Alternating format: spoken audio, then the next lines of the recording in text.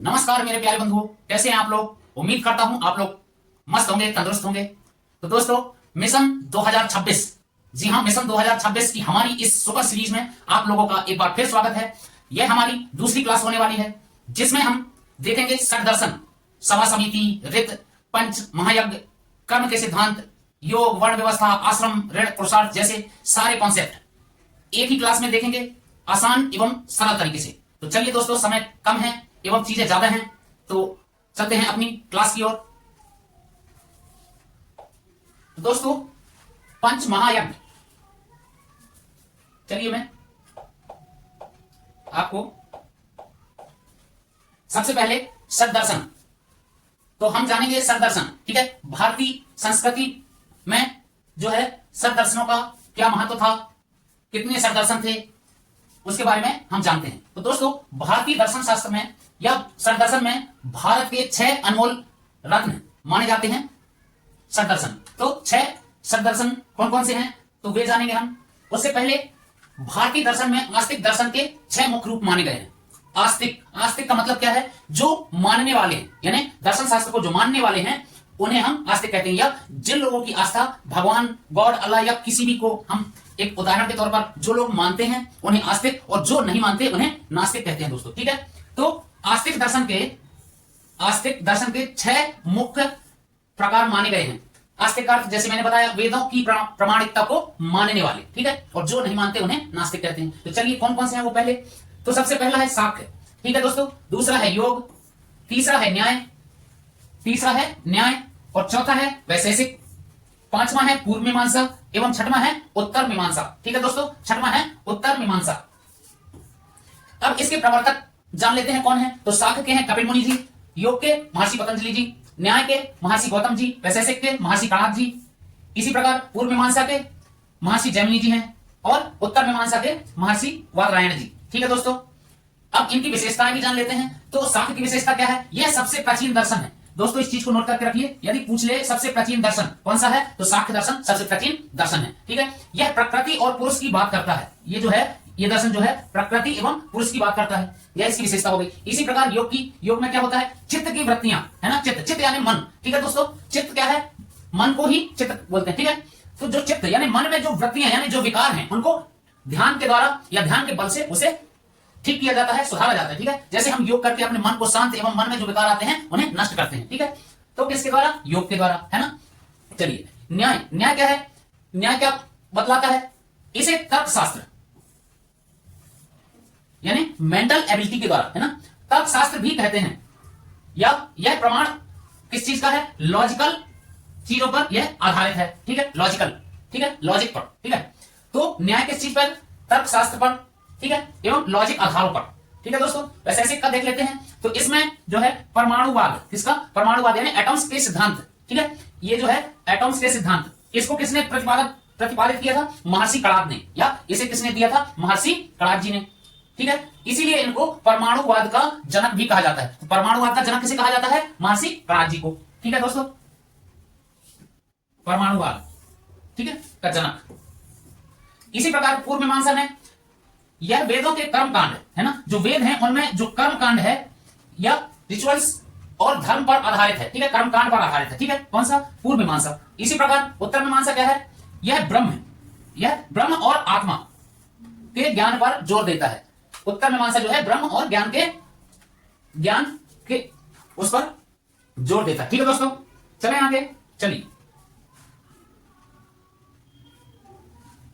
इसके बाद आती हैं स्मृतियां, ठीक है दोस्तों, स्मृतियां। तो स्मृतियां भी जान लेते हैं।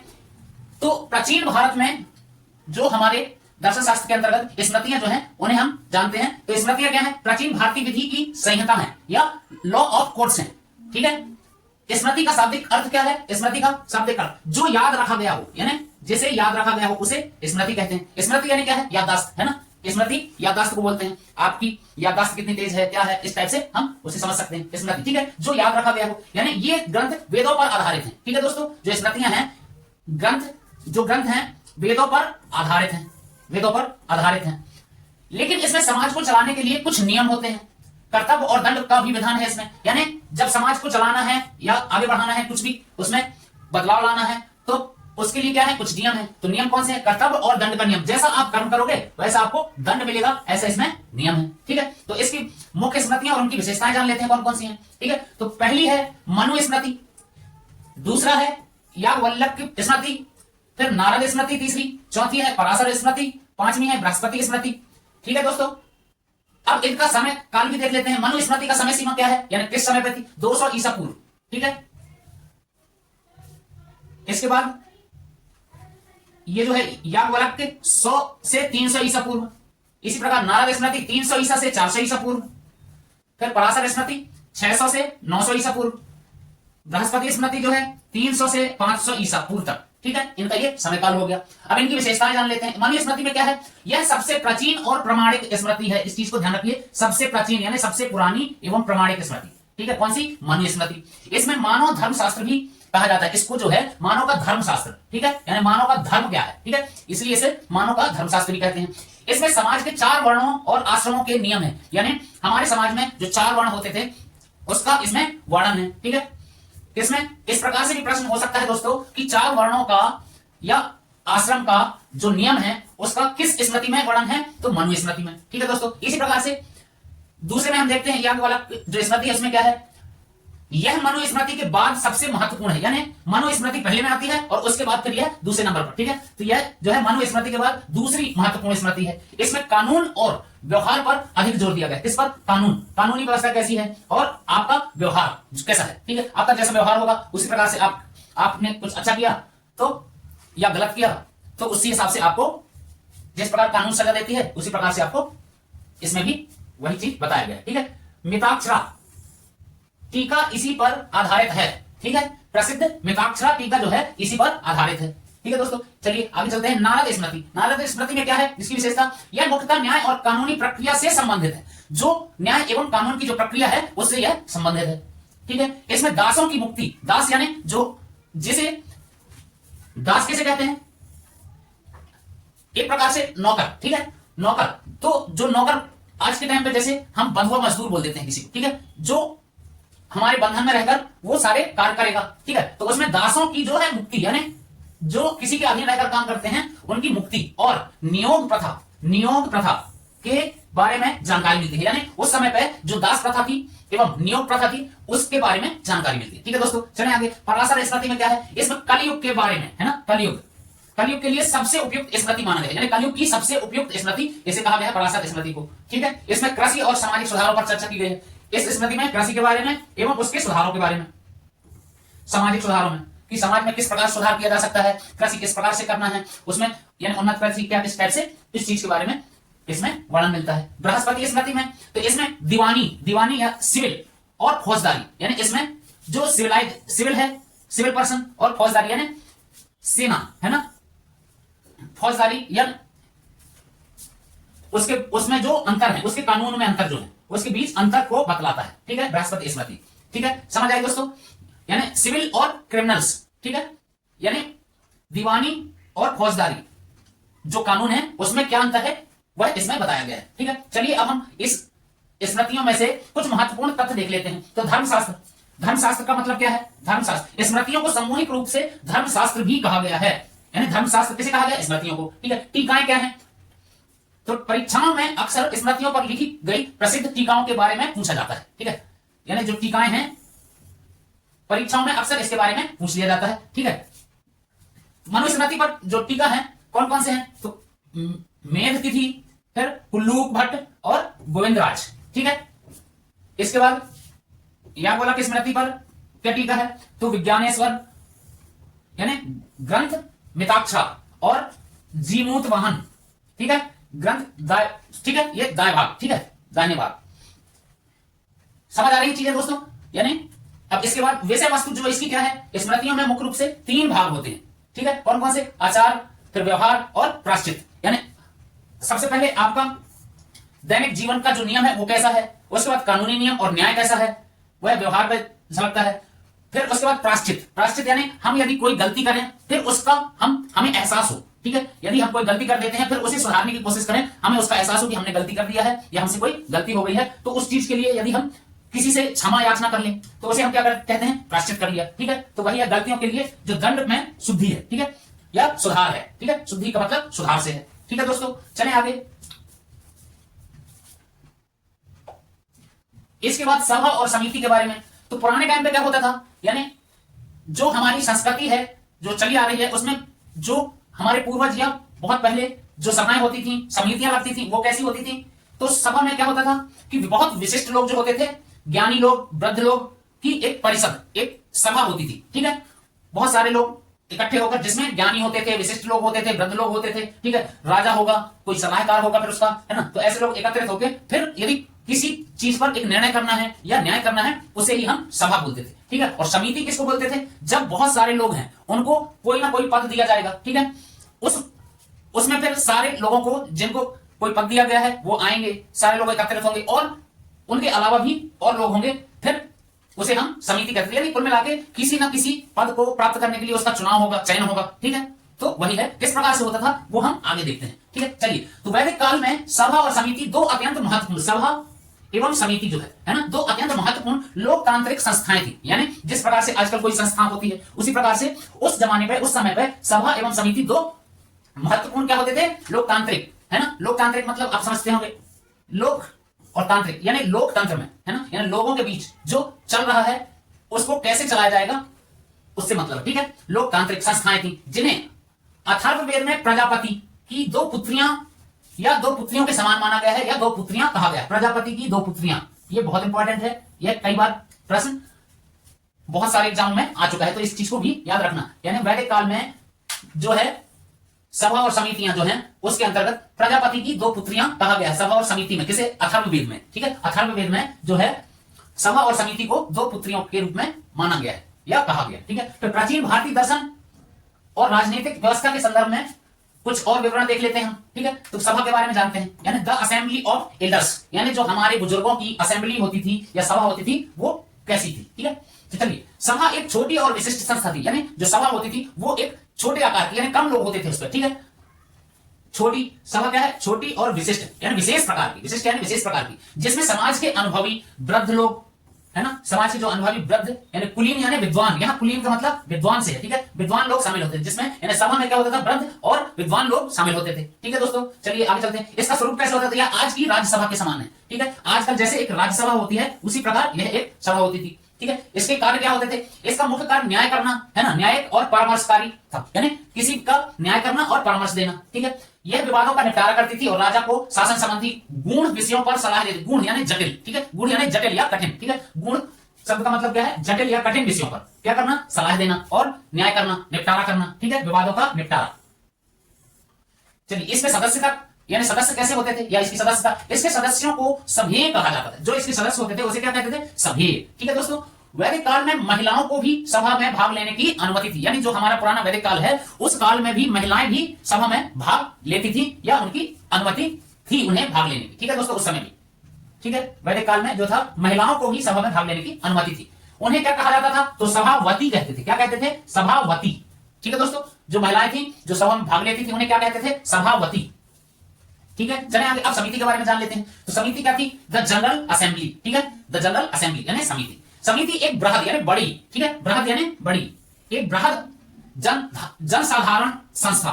ठीक है, जनसाधारण यानी साधारण लोगों की, ठीक है, एक बड़ी संस्था थी। ठीक है दोस्तों, जिसमें कबीले या राज्य के सभी सामान्य नागरिक हिस्सा होते थे या हिस्सा लेते थे। ठीक है, कबीला यानी कोई कबीला होगा, फिर या कोई एक राज्य है राजा का, उसमें जो सारे लोग हैं उसमें भाग लेंगे। ठीक है, उस सभा में उसका स्वरूप क्या होता था, तो यह आधुनिक लोकसभा के जैसे है। ठीक है, जो सभा थी वो किसके किसके समान थी, राज्यसभा के, और ये समिति जो है ये किसके समान है, लोकसभा के। ठीक है, तो इसमें यही अंतर है। ठीक है, इन पॉइंट्सों को भी थोड़ा सा याद रखिए। ठीक है,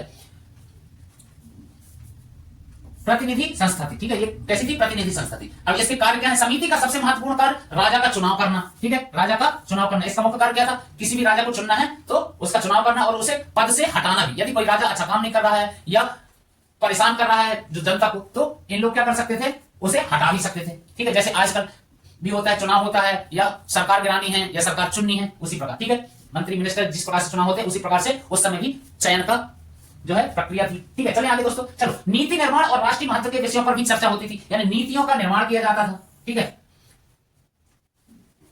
चलें अब इसमें देख लेते हैं। तो क्या क्या अंतर है, ठीक है। तो इसमें प्रकृति सबसे पहला है।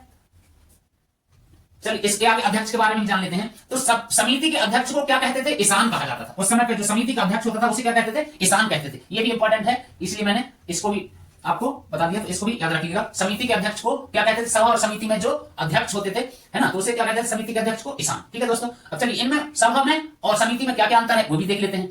तो सबसे पहले हम इनकी प्रकृति, इसकी विशेषता जानेंगे, उसके बाद सभा क्या है और समिति क्या है, उसमें अंतर क्या है, ठीक है। तो इसकी प्रकृति में सबसे पहले विशिष्ट और कुलीन वर्ग की संस्था है ये। कौन सी, सभा।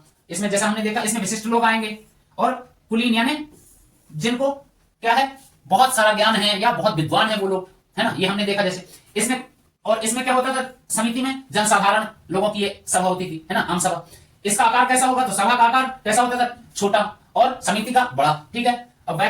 अब हम मुख्य भूमिका देख लेते हैं इसकी क्या थी। तो उसमें क्या करते थे हम, सभा में करते थे न्याय, है ना, न्याय एवं परामर्श, ठीक है।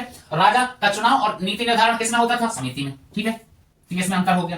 फिर वैदिक संदर्भ के बारे में भी देख लेते हैं। तो क्या होता था, इसमें ऋग्वेद में जो है 8 बार उल्लेख है सभा का, ठीक है। सभा का ऋग्वेद में 8 बार उल्लेख है और समिति का ऋग्वेद में 9 बार उल्लेख है, ये भी याद रखना, ठीक है। 8 बार उल्लेख है दोस्तों, ठीक है, सभा का, और 9 बार उल्लेख है समिति का, किसमें, ऋग्वेद में, ठीक है। चलिए आगे दार्शनिक और राजनीतिक महत्व भी देख लेते हैं। तो प्राचीन भारतीय दर्शन यह दर्शाता है, यानी जो हमारा प्राचीन भारतीय दर्शन है क्या दर्शाता है या क्या दिखाता है या क्या बतलाता है, तो यह बतलाता है या सिखाता है, समझाता है कि उस समय का जो शासन पूर्णतः निरंकुश नहीं था, यानी ऐसा नहीं था कि उस पर कोई अंकुश न लगाया जा सके, ठीक है।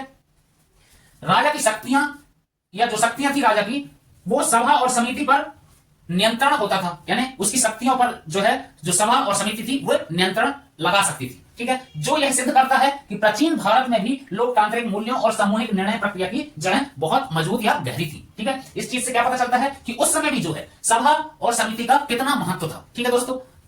उसके बाद उत्तर वैदिक काल तक, यानी उस समय से उत्तर वैदिक काल आते आते इन संस्थाओं का प्रभाव कम होने लगा, ठीक है। यानी जब उस समय से उत्तर काल या उत्तर वैदिक काल आया तो इन जो सभा और संस्थाएं जो थी या समिति जो थी उनका प्रभाव थोड़ा कम होने लगा, ठीक है, जिससे राजा की शक्तियां बढ़ने लगी। और ऋग्वैदिक काल में ये लोकतंत्र के स्तंभ माने जाते हैं, ठीक है। यानी जो ऋग्वैदिक काल था, इन्हें यानी सभा और समिति को लोकतंत्र का स्तंभ कहते थे, ठीक है, लोकतंत्र का स्तंभ, ठीक है दोस्तों। चले आगे, चलिए अब हम देखते हैं रित, ठीक है।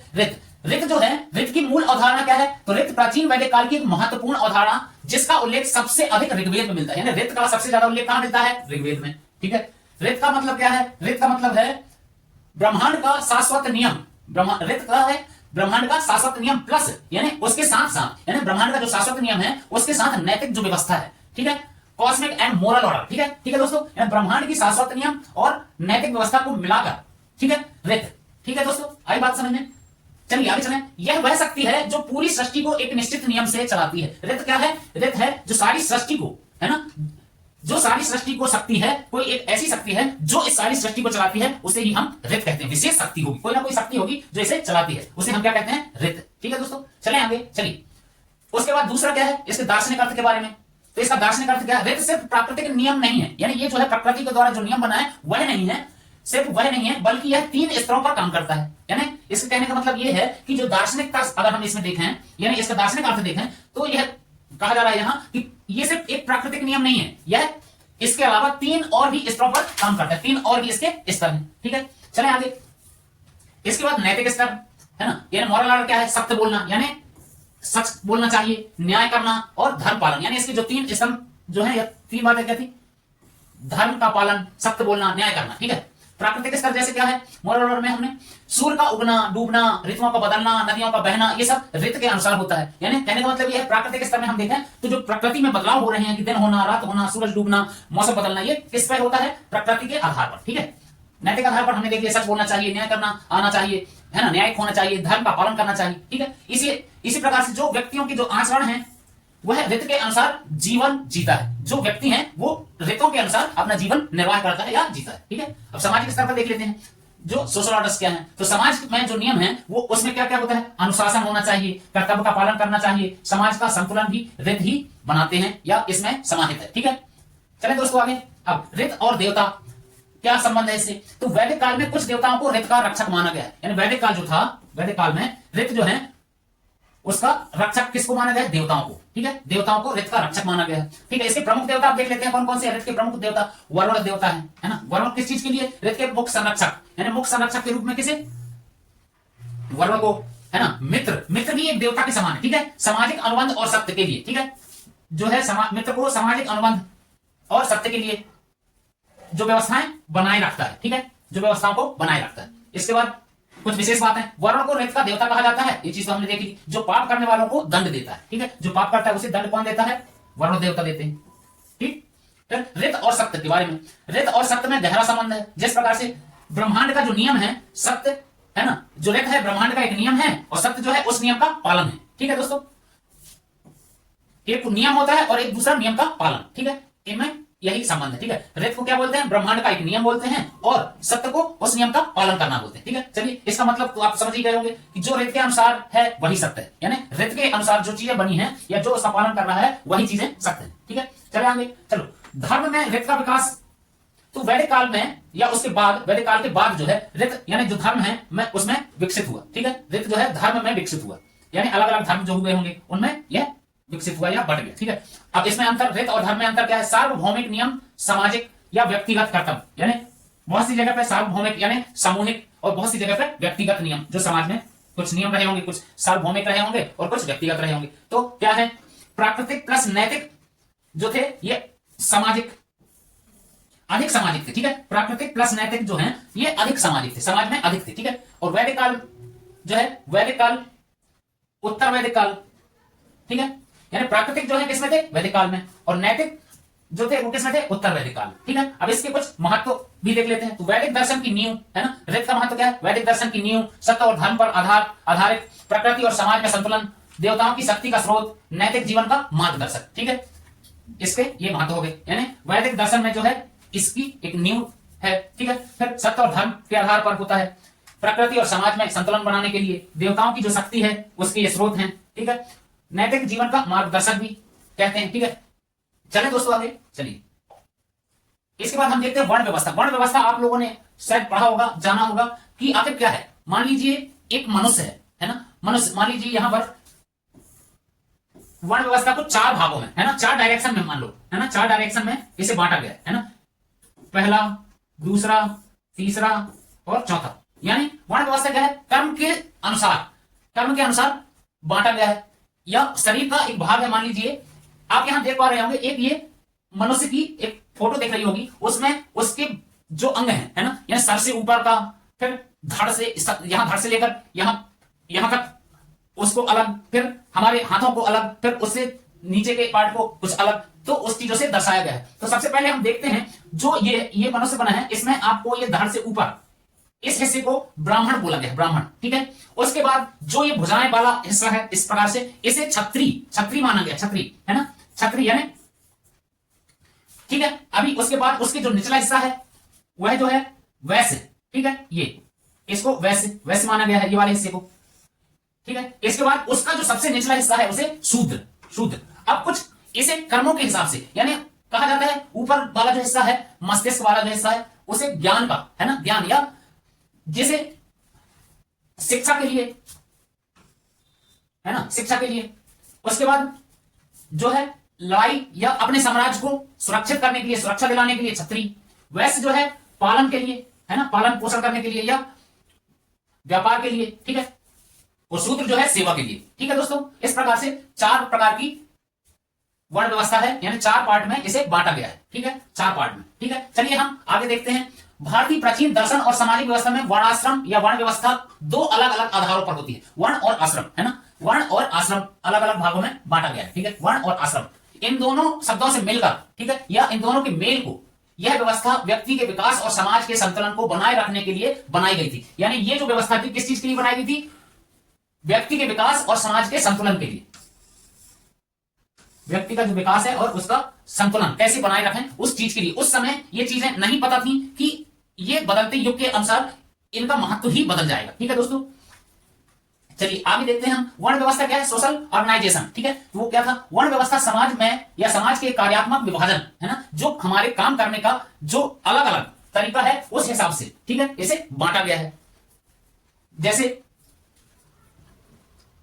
सेवा के लिए शूद्र, पालन के लिए वैश्य, है ना, रक्षा के लिए क्षत्रिय और ज्ञान के लिए ब्राह्मण। ठीक है दोस्तों, चलिए अब ये जो है ऋग्वेद के 10वें मंडल के पुरुष सूक्त में इसका उल्लेख मिलता है, किस चीज का, वर्ण व्यवस्था का। अब आपको यह भी प्रश्न हो सकता है कि ऋग्वेद के कौन से मंडल में वर्ण व्यवस्था का जो है एक प्रकार से उल्लेख मिलता है, तो किसमें मिलता है, 10वें मंडल में, पुरुष सूक्त में। और ये भी पूछ सकता कौन से सूक्त में, पुरुष सूक्त में। ठीक है, इसके बाद ब्राह्मण जो है, ब्राह्मण का या उसके बारे में हम जान लेते हैं, फिर जानेंगे क्षत्रिय, फिर वैश्य, फिर शूद्र के बारे में। ठीक है, तो ब्राह्मण, इनका मुख्य कार्य अध्ययन करना या अध्यापन कराना, ठीक है, यज्ञ हवन करना, आध्यात्मिक मार्गदर्शन देना। इन्हें समाज का मुख, है ना, यानी समाज का, जो हमारा समाज है उसका यानी मुख बोला गया है। ठीक है, तो इस प्रकार से भी हो सकता है, समाज का मुख किसे कहा जाता है, ब्राह्मण को। ठीक है, उसके बाद क्षत्रिय, इनका उत्तरदायित्व तो राज्य की रक्षा करना होता था, युद्ध लड़ना, न्याय व्यवस्था बनाए रखना। इन्हें समाज की भुजाएं कहा गया है, समाज की भुजाएं, जो एक मान लीजिए ये सर हो गया, ये इसके 2 हाथ हो गए, है ना, इसके बाद ये 2 पैर हो गए, तो ये जो सर वाला हिस्सा है ये ब्राह्मण है, ये जो भुजाओं वाला हिस्सा है ये क्षत्रिय है, और ये जो पेट वाला हिस्सा है ये जो है वैश्य है, और जो सबसे निचला हिस्सा है वह क्या है, शूद्र है। ठीक है, तो चलिए इसके बाद देख लेते हैं वैश्य के बारे में। ये कृषि, व्यापार, वाणिज्य और पशुपालन इनका मुख्य कार्य होता था। ठीक है, क्या क्या, कृषि, व्यापार, वाणिज्य और पशुपालन। ठीक है दोस्तों, इसके बाद ये समाज की अर्थव्यवस्था को, ठीक है, देखते थे। इन्हें जंघाएं, ठीक है, जंघां से इन्हें निर्देशित किया गया है, या जैसे मैंने बताया ये पेट या पेट से लेकर जंघाओं तक का, तो इन्हें जंघाएं कहा गया है। ठीक है, इसके बाद शूद्र जो है, इनका कार्य उपरोक्त तीनों वर्णों की सेवा करना होता था, यानी जो ये तीनों वर्ण हैं इनकी सेवा करना किसका काम था, शूद्र का। ठीक है, इस प्रकार से सभी को अपने अपने कामों के आधार पर बांटा गया। ठीक है दोस्तों, ये जो शिल्पकार होते थे उसमें सहयोग करते थे, इन्हें समाज के पैर भी कहा गया है। ठीक है, समाज के यानी हमारा जो समाज था उसके पैर।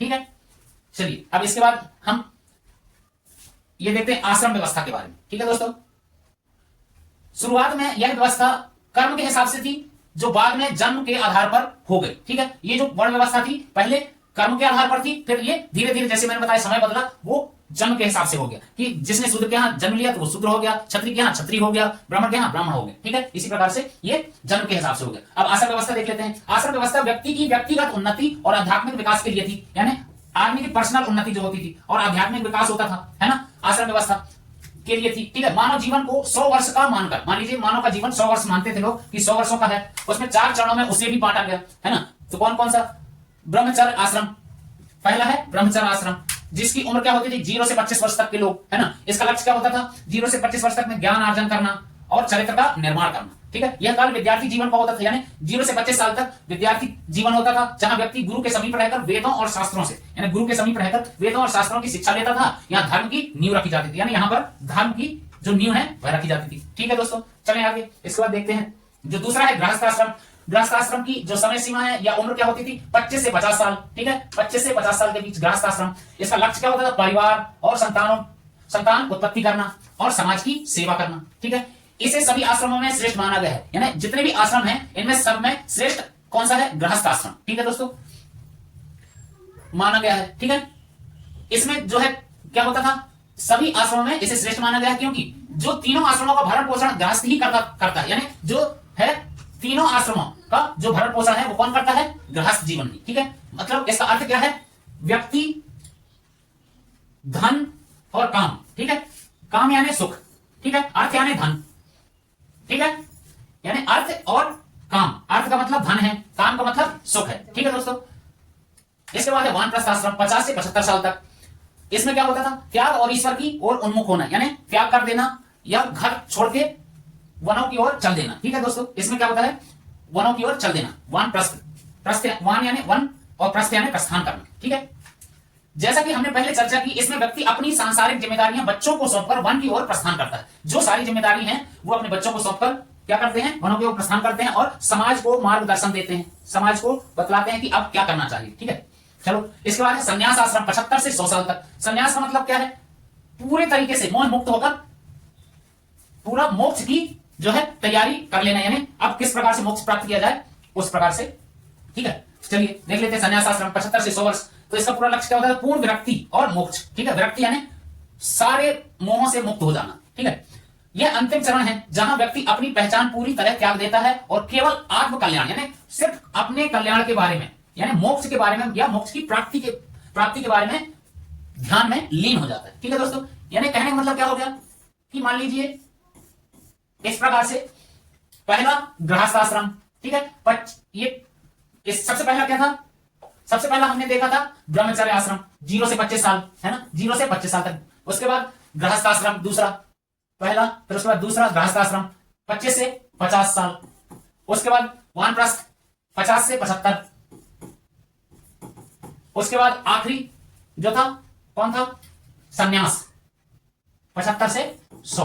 यानी इसमें मनुष्य ने 0 से 100 साल तक की अपनी अवधि मानी और उसे 4 भागों में विभक्त कर लिया। ठीक है, 4 आश्रमों में, उसी को बोलते हैं। ठीक है दोस्तों, चले आगे तो चलिए इसके बाद हम देखेंगे पुरुषार्थ और ऋण, है ना। पुरुषार्थ और ऋण क्या है, तो भारतीय प्राचीन दर्शन और समाज शास्त्र के अनुसार पुरुषार्थ और ऋण संस्कार जो है मनुष्य के जीवन को अनुशासित, यानी जो हमारा मनुष्य का जो जीवन है उसे अनुशासित और उद्देश्यपूर्ण बनाने वाली दो प्रमुख अवधारणाएं हैं। ठीक है, भारतीय दर्शन और समाज शास्त्र खंड के लिए इनका विस्तृत विवरण नीचे दिया गया है, जो हम देखते हैं। पुरुषार्थ का अर्थ क्या होता है, पुरुषार्थ का वह प्रयास जो मनुष्य के लिए योग्य हो, यानी मनुष्य के लिए जो योग्य हो या जो उचित हो, है ना, उसे क्या कहते हैं, पुरुषार्थ कहते हैं।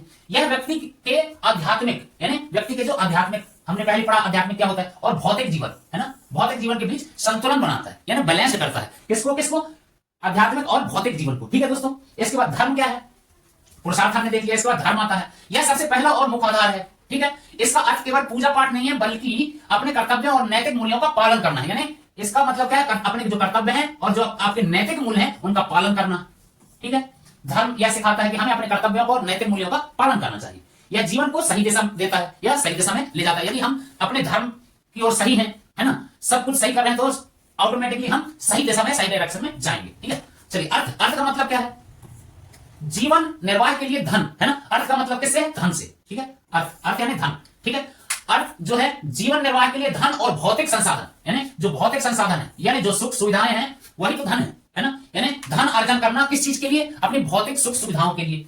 ठीक है, भारतीय दर्शन इसे बुरा नहीं मानता, जो भारत का दर्शन है या दर्शन शास्त्र है इसे बुरा नहीं मानता, लेकिन यह शर्त रखता है कि धन का अर्जन जो है धर्म के मार्ग पर चलकर होना चाहिए। यानी जो हमारा दर्शन शास्त्र है धन कमाने को या धन अर्जन को बुरा नहीं मानता, लेकिन जो है धन सही तरीके से, धन के मार्ग पर चलकर, ठीक है, कोई अन्याय या किसी प्रकार का गलत काम करके इसे अर्जित ना किया जाए। ठीक है, चलिए इसके बाद काम, इच्छाओं, प्रेम और सुख की तृप्ति, यानी अपने सुख की प्राप्ति के लिए, यानी अपने मन की तृप्ति के लिए। ठीक है, गृहस्थ आश्रम में संतानोत्पत्ति और पारिवारिक सुख, है ना, संतानोत्पत्ति और पारिवारिक सुख इसके अंतर्गत आते हैं, यानी उसे ही हम काम कहते हैं। ठीक है, मोक्ष क्या है, यह जीवन का अंतिम लक्ष्य होता था, है ना। जीवन का अंतिम लक्ष्य क्या है कि जब सारी चीजें कर ली, भोग लिया ये सारी दुनिया को, तो अब अंतिम लक्ष्य यह है कि हमें मोक्ष प्राप्त हो जाए। ठीक है, समझ आया दोस्तों, यानी यह आखिरी चरण है, यानी मरण का चरण है ये। ठीक है, मरण का चरण।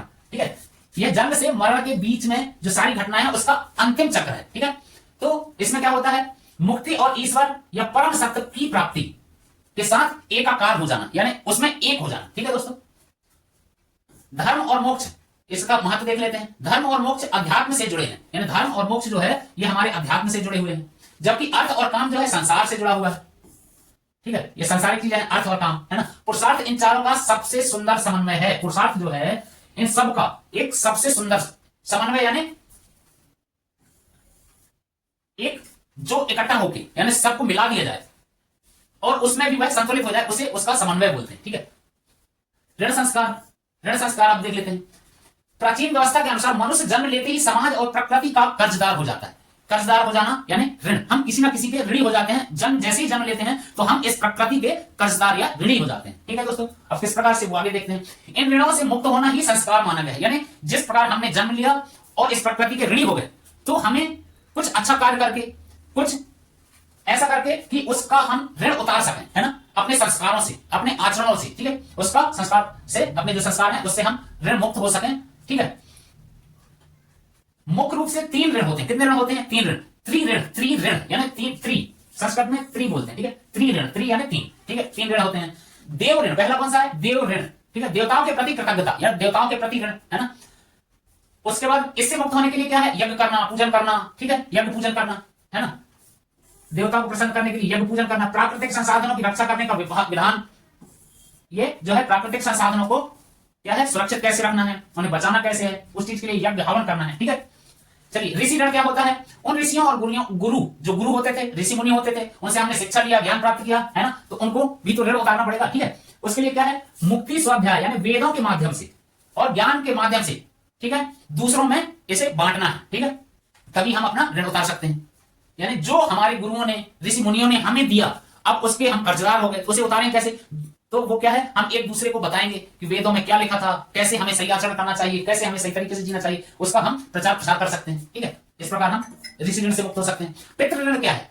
अपने पूर्वजों और माता पिता के प्रति ऋण, है ना, जो हमारे माता पिता का ऋण होता है उसे भी तो उतारना है। ठीक है, तो उसे बोलते हैं पितृ ऋण। ठीक है, इससे मुक्त होने के लिए विवाह करना, संतान उत्पन्न करना और कुल की परंपरा को आगे बढ़ाना। ठीक है, चलिए, कुछ ग्रंथों में नर ऋण यानी मनुष्यता के प्रति भी ऋण है, मनुष्य के प्रति ऋण, वो और भूत ऋण भी है, यानी प्राणियों के प्रति, यानी मनुष्य के प्रति भी ऋण है, और जो इस जगत में प्राणी जीव जंतु हैं उनके प्रति भी हमारे कुछ ऋण है ना। फिर पुरुषार्थ और ऋण का क्या संबंध है? ये दोनों अवधारणाएं मनुष्य को स्वार्थी होने से बचाती हैं। ठीक है, जो ऋण है, ठीक है, ऋण और जो संस्कार हैं वो क्या दर्शाती हैं या क्या बतलाती हैं? कि हमें निस्वार्थ रहना है। ठीक है, निस्वार्थ भाव से ये सारी चीजें करना है, तब हम ऋण मुक्त हो सकते हैं। ठीक है दोस्तों, फिर पुरुषार्थ हमें क्या सिखाता है? यह हमें यह सिखाता है जीवन हासिल करना, हमें सही तरीके से जीवन जीना। ठीक है, हमें सिखाता है कि हमें जीवन में क्या हासिल करना है, हमारा उद्देश्य क्या है। ठीक है, यह हमें पुरुषार्थ सिखाता है। ठीक है दोस्तों, चले आगे। पंच महायज्ञ, अब हम आगे देखेंगे पंच महायज्ञ। ठीक है दोस्तों, तो मैं उम्मीद करता हूं दोस्तों आपको यह क्लास पसंद आ रही होगी और समझ में भी आ रही होगी। आसान एवं सरल भाषा में आगे और भी हम चीजें देखेंगे। ठीक है, यदि आपको दोस्तों यह क्लास पसंद आ रही है तो आप लाइक, सब्सक्राइब एवं शेयर जरूर करें। हमारे इस छोटे परिवार को उत्साहवर्धन करें एवं इस परिवार को छोटे से बड़ा बनाएं और अपने दोस्तों भाइयों को भी शेयर करें। चलिए दोस्तों, हम चलते हैं आगे। ठीक है, पंच महायज्ञ। ठीक है दोस्तों, तो भारतीय प्राचीन दर्शन और गृहस्थ धर्म में यज्ञ और पंच महायज्ञ, ठीक है, यज्ञ और पंच महायज्ञ का अत्यधिक महत्व है। यह व्यवस्था मनुष्य को केवल अपने लिए नहीं बल्कि पूरे ब्रह्मांड के लिए उत्तरदायी बनाती। जो यज्ञ और पंच यज्ञ है ये पूरे ब्रह्मांड के लिए उत्तरदायी होना, है ना, ये सिखाता है। ठीक है, इसमें इसी चीज का महत्व है कि पूरे ब्रह्मांड के लिए हम किस प्रकार से उत्तरदायी हैं। ठीक है, चलिए देखते हैं यज्ञ। यज्ञ का अर्थ क्या है? यज्ञ संस्कृत की यज धातु से बना है। किस धातु से? यज धातु से। यज्ञ जो है यज धातु से बना है, जिसका अर्थ क्या होता है? देव पूजा, यानी देवों की पूजा, दान और संगतिकरण, दान और संगतिकरण। ठीक है, इसके बाद तात्पर्य क्या है? निस्वार्थ भाव से शुभ कर्म करना। ठीक है, और समाज या प्रकृति के कल्याण के लिए आहुति देना। ठीक है, जैसे हम यज्ञ में हम आहुति देते हैं ना, उसी को, ठीक है, निस्वार्थ भाव से जो शुभ कार्य है, अच्छे कार्यों में आहुति देना। ठीक है, अच्छे कार्यों के लिए। इसका उद्देश्य क्या था? इसका उद्देश्य था वातावरण की शुद्धि, देवताओं की प्रसन्नता और मानसिक शांति। ठीक है, यानी यज्ञों या पंच महायज्ञों का उद्देश्य क्या था? हमारा वातावरण शुद्ध रहे, साफ रहे। ठीक है, देवताओं की प्रसन्नता, यानी देवता लोग जो हैं वो प्रसन्न रहें, और हमारी जो मानसिकता है वो शांत रहे। हम मानसिक तौर से क्या रहें? जैसे बोलते हैं फ्री माइंड रहना। ठीक है, मानसिक शांति के लिए। ठीक है दोस्तों, चलो पंच महायज्ञ यानी 5 ग्रेट सैक्रिफाइस, है ना, यानी गृहस्थ जीवन में प्रतिदिन किए जाने वाले 5 प्रमुख यज्ञों को पंच महायज्ञ कहा जाता है ना। तो ये भी याद रखना, पंच महायज्ञ किसे कहते हैं? तो अपने जो गृहस्थ जीवन में, है ना, जो हम 5 प्रकार के यज्ञ करते हैं उसे पंच महायज्ञ कहते हैं। इनका उद्देश्य क्या है? उन पापों का प्रायश्चित कर लेना जो अनजाने में दैनिक कार्यों में हो जाते हैं।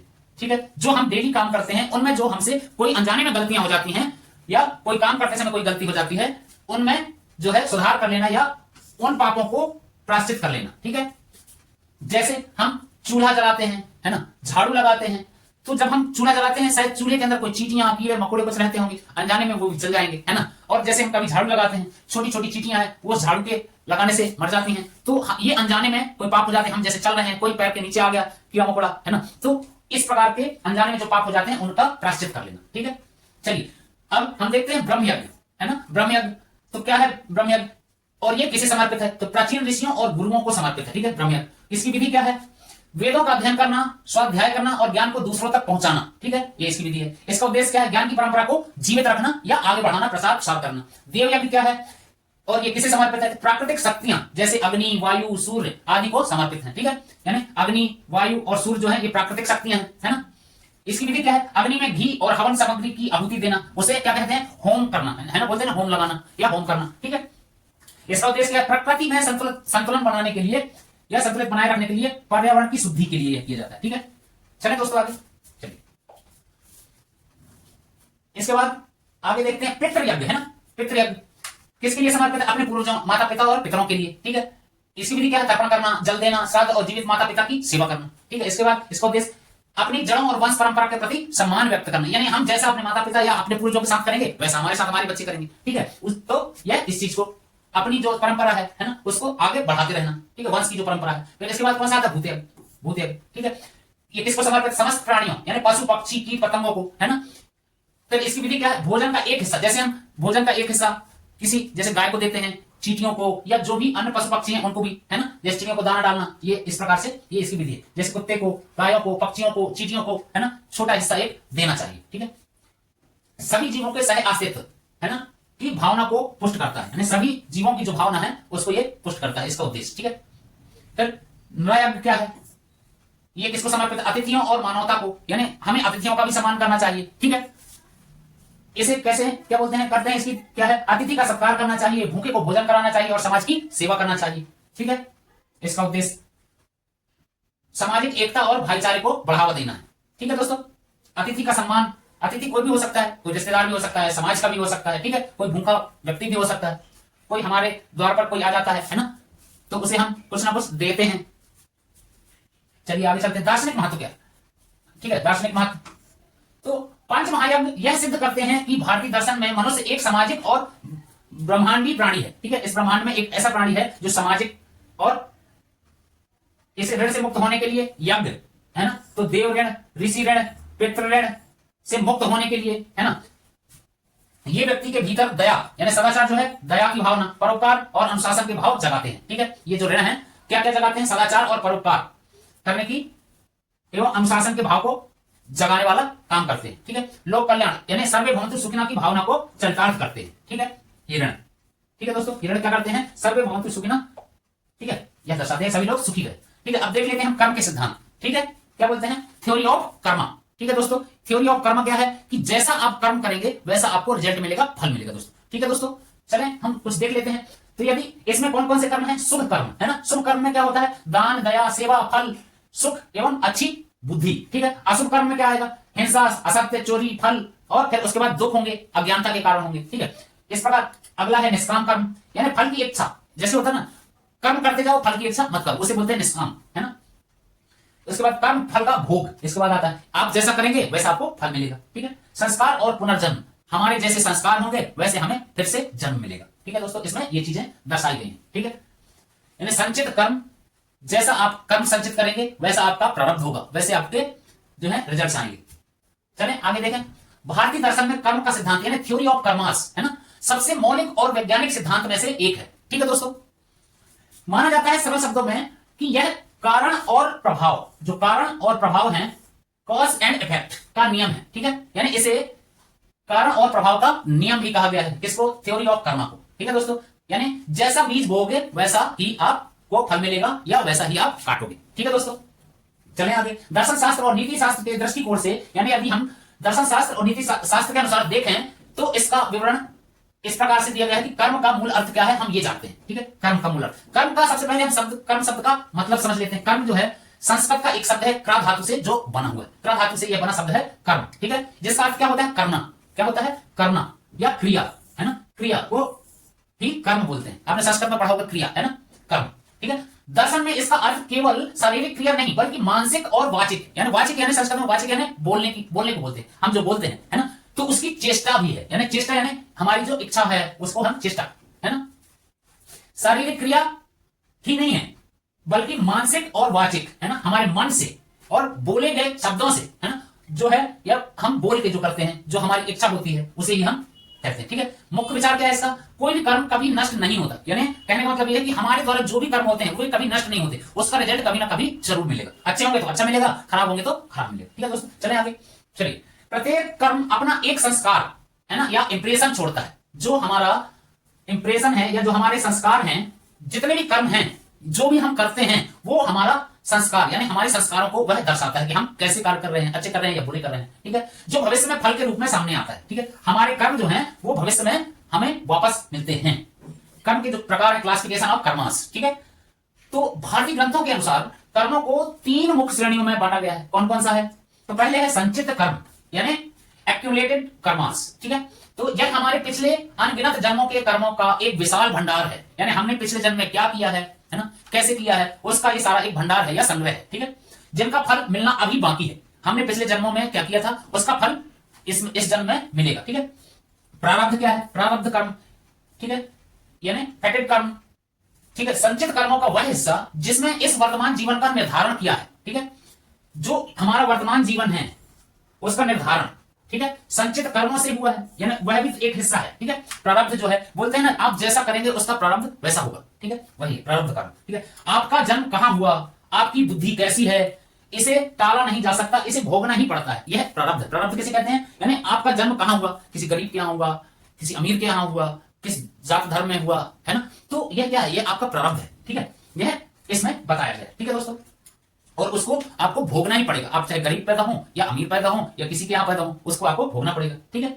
चलिए, क्रियमाण या आगामी कर्म, है ना, यानी करेंट कर्म, यानी जो तुरंत के कर्म है, ठीक है, करेंट, है ना, वे कर्म जो हम वर्तमान में या अभी जो जी रहे हैं उस समय पे कर रहे हैं, ठीक है, उसे क्या बोलते हैं। और उसका फल या तो अभी भोगना पड़ेगा, तुरंत भोगना पड़ेगा, यदि हम अच्छा करेंगे तो तुरंत उसका अच्छा रिजल्ट मिलेगा, यदि खराब करेंगे तो खराब रिजल्ट मिलेगा, तो रिजल्ट जरूर मिलेगा, चाहे अभी मिले या भविष्य में मिले, ठीक है दोस्तों। उसको क्या बोलते हैं, आगामी कर्म या क्रियमाण या करेंट कर्मास, ठीक है। चले आगे दोस्तों, उम्मीद करता हूं चीजें समझ आ रही होंगी, ठीक है दोस्तों। तो पूरे इंटरेस्ट के साथ, अपने पूरे फोकस के साथ, इसमें से बहुत सी चीजें ऐसी हैं जो परीक्षा में दोस्तों जरूर आती हैं। इस जो हम ये चैप्टर पढ़ रहे हैं इसमें से आपके 2, 3 नंबर, 4 नंबर तो आपके फिक्स है, और इन्हीं चीजों में से कहां से कौन से प्रश्न उठेंगे पता नहीं चलेगा। इसी प्रकार से पक्का आप इन चीजों को ध्यान दीजिएगा। ये सिर्फ एक पढ़ाई नहीं है दोस्तों, ये चीजें जानने वाली हैं, आखिर क्या चीजें हैं, क्या होता है ना। हम सिर्फ पढ़ने के लिए ये चीज नहीं कर रहे हैं, हमारे दैनिक जीवन में, हमारे सामाजिक जीवन में, हमारे इस जो जीवन है उसमें इस चीजों को उतारना भी है। ये चीजें सिर्फ पढ़ नहीं रहे हैं, अपने भविष्य में क्या करना है, कैसे करना है, जो संस्कार हैं वो अपने बच्चों को, ये चीजें बहुत क्या है लाभप्रद होंगी। सिर्फ ये पढ़ाई के माध्यम से नहीं कि सिर्फ हम पढ़ने के लिए या अपनी परीक्षा पास करने के लिए हम ये चीजें जान रहे हैं, ये एक्चुअल में बहुत फैक्ट वाली चीजें हैं जो हमें हमेशा काम आएंगी, परीक्षा में भी और हमारे दैनिक जीवन में भी, ठीक है दोस्तों। चले तो कर्म के नियम के स्तंभ, है ना, कर्म के नियम के स्तंभ। तो कर्म का सिद्धांत निम्नलिखित मान्यताओं पर टिका है, ठीक है। कर्म का जो सिद्धांत है किस किस चीजों पर टिका है या किस चीजों पर आधारित है या निर्भर है, तो किस चीजों पर, पुनर्जन्म पर, है ना। चूंकि सभी कर्मों का फल एक ही जीवन में नहीं मिल सकता, इसलिए हमको दोबारा अपने कर्मों का फल दूसरे जन्म में भी मिलता है, या हमारे जो पाप रह गए हैं उनको हमने भोगा नहीं है, तो अपने कर्मों का फल भोगने के लिए हमें बार बार जन्म लेना पड़ता है, ठीक है। उसके बाद नैतिक न्याय, यह नियम यह बतलाता है कि संसार में मिलने वाला सुख या दुख संयोग नहीं है, यह उसके व्यक्तियों के या किसी के भी कर्मों का फल है, ठीक है। स्वतंत्र इच्छा यानी फ्री विल, ठीक है। तो प्रारब्ध हमें परिस्थितियां देता है, लेकिन क्रियमाण कर्म जो है हमें यह आजादी देते हैं कि हम उन परिस्थितियों में कैसा व्यवहार करते हैं, ठीक है दोस्तों। निष्काम कर्म योग का जो है क्या है, भगवत गीता के दृष्टिकोण से, भगवत गीता में भी कहा गया है, श्री कृष्ण ने गीता में कर्म के सिद्धांत को एक नई ऊंचाई दी है, ठीक है। उन्होंने कहा है कर्म करना अनिवार्य है, लेकिन फल की चिंता छोड़ दीजिए, है ना, यानी कर्म करिए, फल की चिंता मत कीजिए, फल आपको जरूर मिलेगा, ठीक है दोस्तों। यानी फल की चिंता किए बगैर कर्म करना चाहिए, श्री कृष्ण जी ने गीता में कहा है ना। कर्मण्येवाधिकारस्ते मा फलेषु कदाचिन, है ना, ऐसा श्री कृष्ण जी ने कहा है, ठीक है। ये इस प्रकार से भी आ सकता है, ये किसने कहा गया है, तो गीता में कहा गया है, ठीक है दोस्तों। तुम्हारा अधिकार केवल कर्म करने का है, उन्हें उनके फल पर नहीं है। यानी भगवान श्री कृष्ण ने क्या कहा है कि तुम्हारा जो अधिकार है कर्म करना है, लेकिन फल की चेष्टा नहीं करना है, ठीक है। फिर कर्म के सिद्धांत का महत्व क्या है, उत्तरदायित्व। यह व्यक्तियों को या व्यक्ति को अपने कार्यों के लिए जिम्मेदार बनाता है, या दूसरों को दोष देने के बजाय, है ना, हम किसी को अपने कर्मों का दोष किसी दूसरे को नहीं दे सकते, ठीक है। आशावाद, ठीक है, आशावाद, चूंकि भविष्य वर्तमान के कर्मों पर टिका है, इसलिए व्यक्ति अपने कर्म करके अपना भविष्य सुधार सकता है, ठीक है दोस्तों। चलिए, सामाजिक न्याय, यह नैतिकता और सदाचार को बढ़ावा देता है, ठीक है। चलिए, अब इसका कर्म के कुछ प्रकार हैं, उसका विवरण और स्थिति भी देख लेते हैं। तो संचित यानी संचित करना यानी इकट्ठा करना, है ना। पिछले जन्मों के कुल कर्म संचित होते हैं, ठीक है। जितने तुम्हारे पिछले जन्मों के कर्म हैं वो इकट्ठे होते हैं, यानी बैंक बैलेंस की तरह है, यानी जमा खाता की तरह। आप जैसा करोगे वो आपके बैंक बैलेंस में जमा होते जाएगा, ठीक है। प्रारब्ध क्या है, जिनका फल मिलना शुरू हो गया है, यानी आपने जो कर्म किया था अब उसका फल मिलना शुरू हो गया है, उसे प्रारब्ध कहते हैं। तीर जो कमान से छूट चुका है, यानी जो चीजें अब शुरू हो गई हैं या निकल गई हैं, ठीक है। क्रियमाण जो हम अभी कर रहे हैं, यानी वर्तमान में जो हो रहा है वही है क्रियमाण, है ना, या नया निवेश जिसे बोलते हैं, न्यू इन्वेस्टमेंट, ठीक है, वर्तमान में, प्रेजेंट में, ठीक है दोस्तों। चलिए, इसके बाद बोधिसत्व देख लेते हैं। बोधिसत्व क्या है ना, बोधिसत्व महायान बौद्ध धर्म का एक आदर्श है, ठीक है। क्या है बोधिसत्व, महायान बौद्ध धर्म का एक आदर्श है। ठीक है, बोधिसत्व का मार्ग क्या है? संकल्प और परमिताओं पर टिका हुआ है। ठीक है दोस्तों, बोधिसत्व के प्रमुख रूप और प्रतीक क्या क्या है, ठीक है, वो हम जानेंगे आगे। ठीक है, देखें बौद्ध धर्म जो है, विशेषकर महायान बौद्ध धर्म में बोधिसत्व की अवधारणा अत्यंत महत्वपूर्ण एवं कल्याणकारी है। बोधिसत्व की जो अवधारणा है महत्वपूर्ण एवं कल्याणकारी अवधारणा मानी गई। ठीक है, बोधिसत्व का अर्थ जान लेते हैं क्या है। बोधिसत्व दो शब्दों से मिलकर बना है, बोधि यानी बोधि और सत्व से। तो बोधि का अर्थ क्या है? ज्ञान या बुद्धत्व। क्या है? बोधि का मतलब ज्ञान या नॉलेज और बुद्धत्व। ठीक है, और सत्व का प्राणी या सार, है ना, क्या सार है, ठीक है, या प्राणी या सार। ठीक है, इसके बाद इसका शाब्दिक अर्थ भी देख लेते, वह प्राणी जो बुद्धत्व यानी ज्ञान, है ना, बुद्धत्व या ज्ञान, जैसा हमने इधर देखा, ज्ञान प्राप्त करने के मार्ग पर अग्रसर है, यानी जो ज्ञान प्राप्ति के लिए रास्ते पर निकल चुका है ना, इसका अर्थ वही है। दार्शनिक अर्थ देख लेते हैं, बोधिसत्व यह वह व्यक्ति है जिसने निर्वाण यानी निर्वाण का मतलब क्या है? मोक्ष, है ना, निर्वाण यानी मोक्ष प्राप्त करने की योग्यता हासिल कर ली हो, यानी जिसमें ऐसी योग्यता आ गई हो जो मोक्ष प्राप्ति के लिए अब बिल्कुल अपनी इच्छानुसार मोक्ष प्राप्त कर सकता है। ठीक है, चलिए, लेकिन वह स्वयं निर्वाण ना लेकर संसार के सभी दुखी प्राणियों को मुक्ति दिलाने में सहायता करने का संकल्प लेता, यानी जो व्यक्ति उस चीज के लिए योग्य है फिर भी मोक्ष वह खुद ना लेकर सभी को मोक्ष दिलाने का रास्ता या सभी को मोक्ष दिलाता है उसे। ठीक है, उसके बाद आगे चलते हैं, बोधिसत्व के मुख्य लक्षण और संकल्प क्या है। बोधिसत्व की पहचान उनके महाकरुणा, है ना, महाकरुणा इनफिनाइट कंपैशन के भाव से होती है। ठीक है, जो बोधिसत्व है उसकी पहचान कैसे होती है? महाकरुणा के भाव से। उसके अब मुख्य भाग देख लेते हैं कौन कौन से हैं, है ना। तो मैं सभी सजीव प्राणियों को दुखों से मुक्त करूंगा, पहला। दूसरा, मैं सभी क्लेशों या बुराइयों का अंत करूंगा। मैं धर्म के सभी द्वारों यानी शिक्षाओं को सीखूंगा। मैं बुद्धत्व के सर्वोच्च शिखर को प्राप्त करूंगा। ये क्या है? पहचान है किसकी? बोधिसत्व के मुख्य लक्षण ये हैं कि मैं सभी, मुख्य लक्षण क्या होने चाहिए? प्राणियों को दुखों से मुक्त करने वाला, है ना, उनके क्लेशों को दूर करने वाला, क्लेश यानी कष्ट। ठीक है दोस्तों, और सभी द्वारों को यानी धर्म के जितने भी द्वार हैं उनको सीखूंगा या सभी के लिए खोलूंगा, है ना। बुद्धत्व के सर्वोच्च शिखर को प्राप्त करूंगा, जो बुद्धत्व का सबसे ऊंचा शिखर है उसको या सबसे ऊंचे स्थान है उसको प्राप्त करूंगा। ठीक है, चलिए आगे। चलिए दोस्तों, थोड़ा हम चीजें फास्ट करेंगे क्योंकि समय कम है और चीजें ज्यादा हैं। ठीक है, लेकिन जो चीजें हम पढ़ रहे हैं वह बहुत इंपॉर्टेंट भी है, परीक्षा के व्यू से भी और हमारे सामाजिक, धार्मिक या किसी भी तरीके से। ठीक है दोस्तों, ये बहुत इंपॉर्टेंट चीजें हैं। अब बोधिसत्व के बारे में जान लेते हैं। परिमिताएं, परिमिताएं आखिर क्या है? एक बोधिसत्व को बुद्धत्व की अवस्था तक पहुंचने के लिए 10, है ना, 10 या मुख्य रूप से 6 मान लें। ठीक है, कुल 10 और मुख्य रूप से 6 परिमिताओं यानी परम गुण का अभ्यास करना पड़ता है। यानी कहने का मतलब यह है, यदि आपको बोधिसत्व या बुद्धत्व को प्राप्त करना है तो आपको 10 गुण, कम से कम 6 गुण आपको प्राप्त करना पड़ेगा या उनका अभ्यास करना पड़ेगा। ठीक है, पहला कौन कौन सा गुण होना चाहिए बोधिसत्व प्राप्त करने के लिए, बुद्धत्व की अवस्था तक पहुंचने के लिए?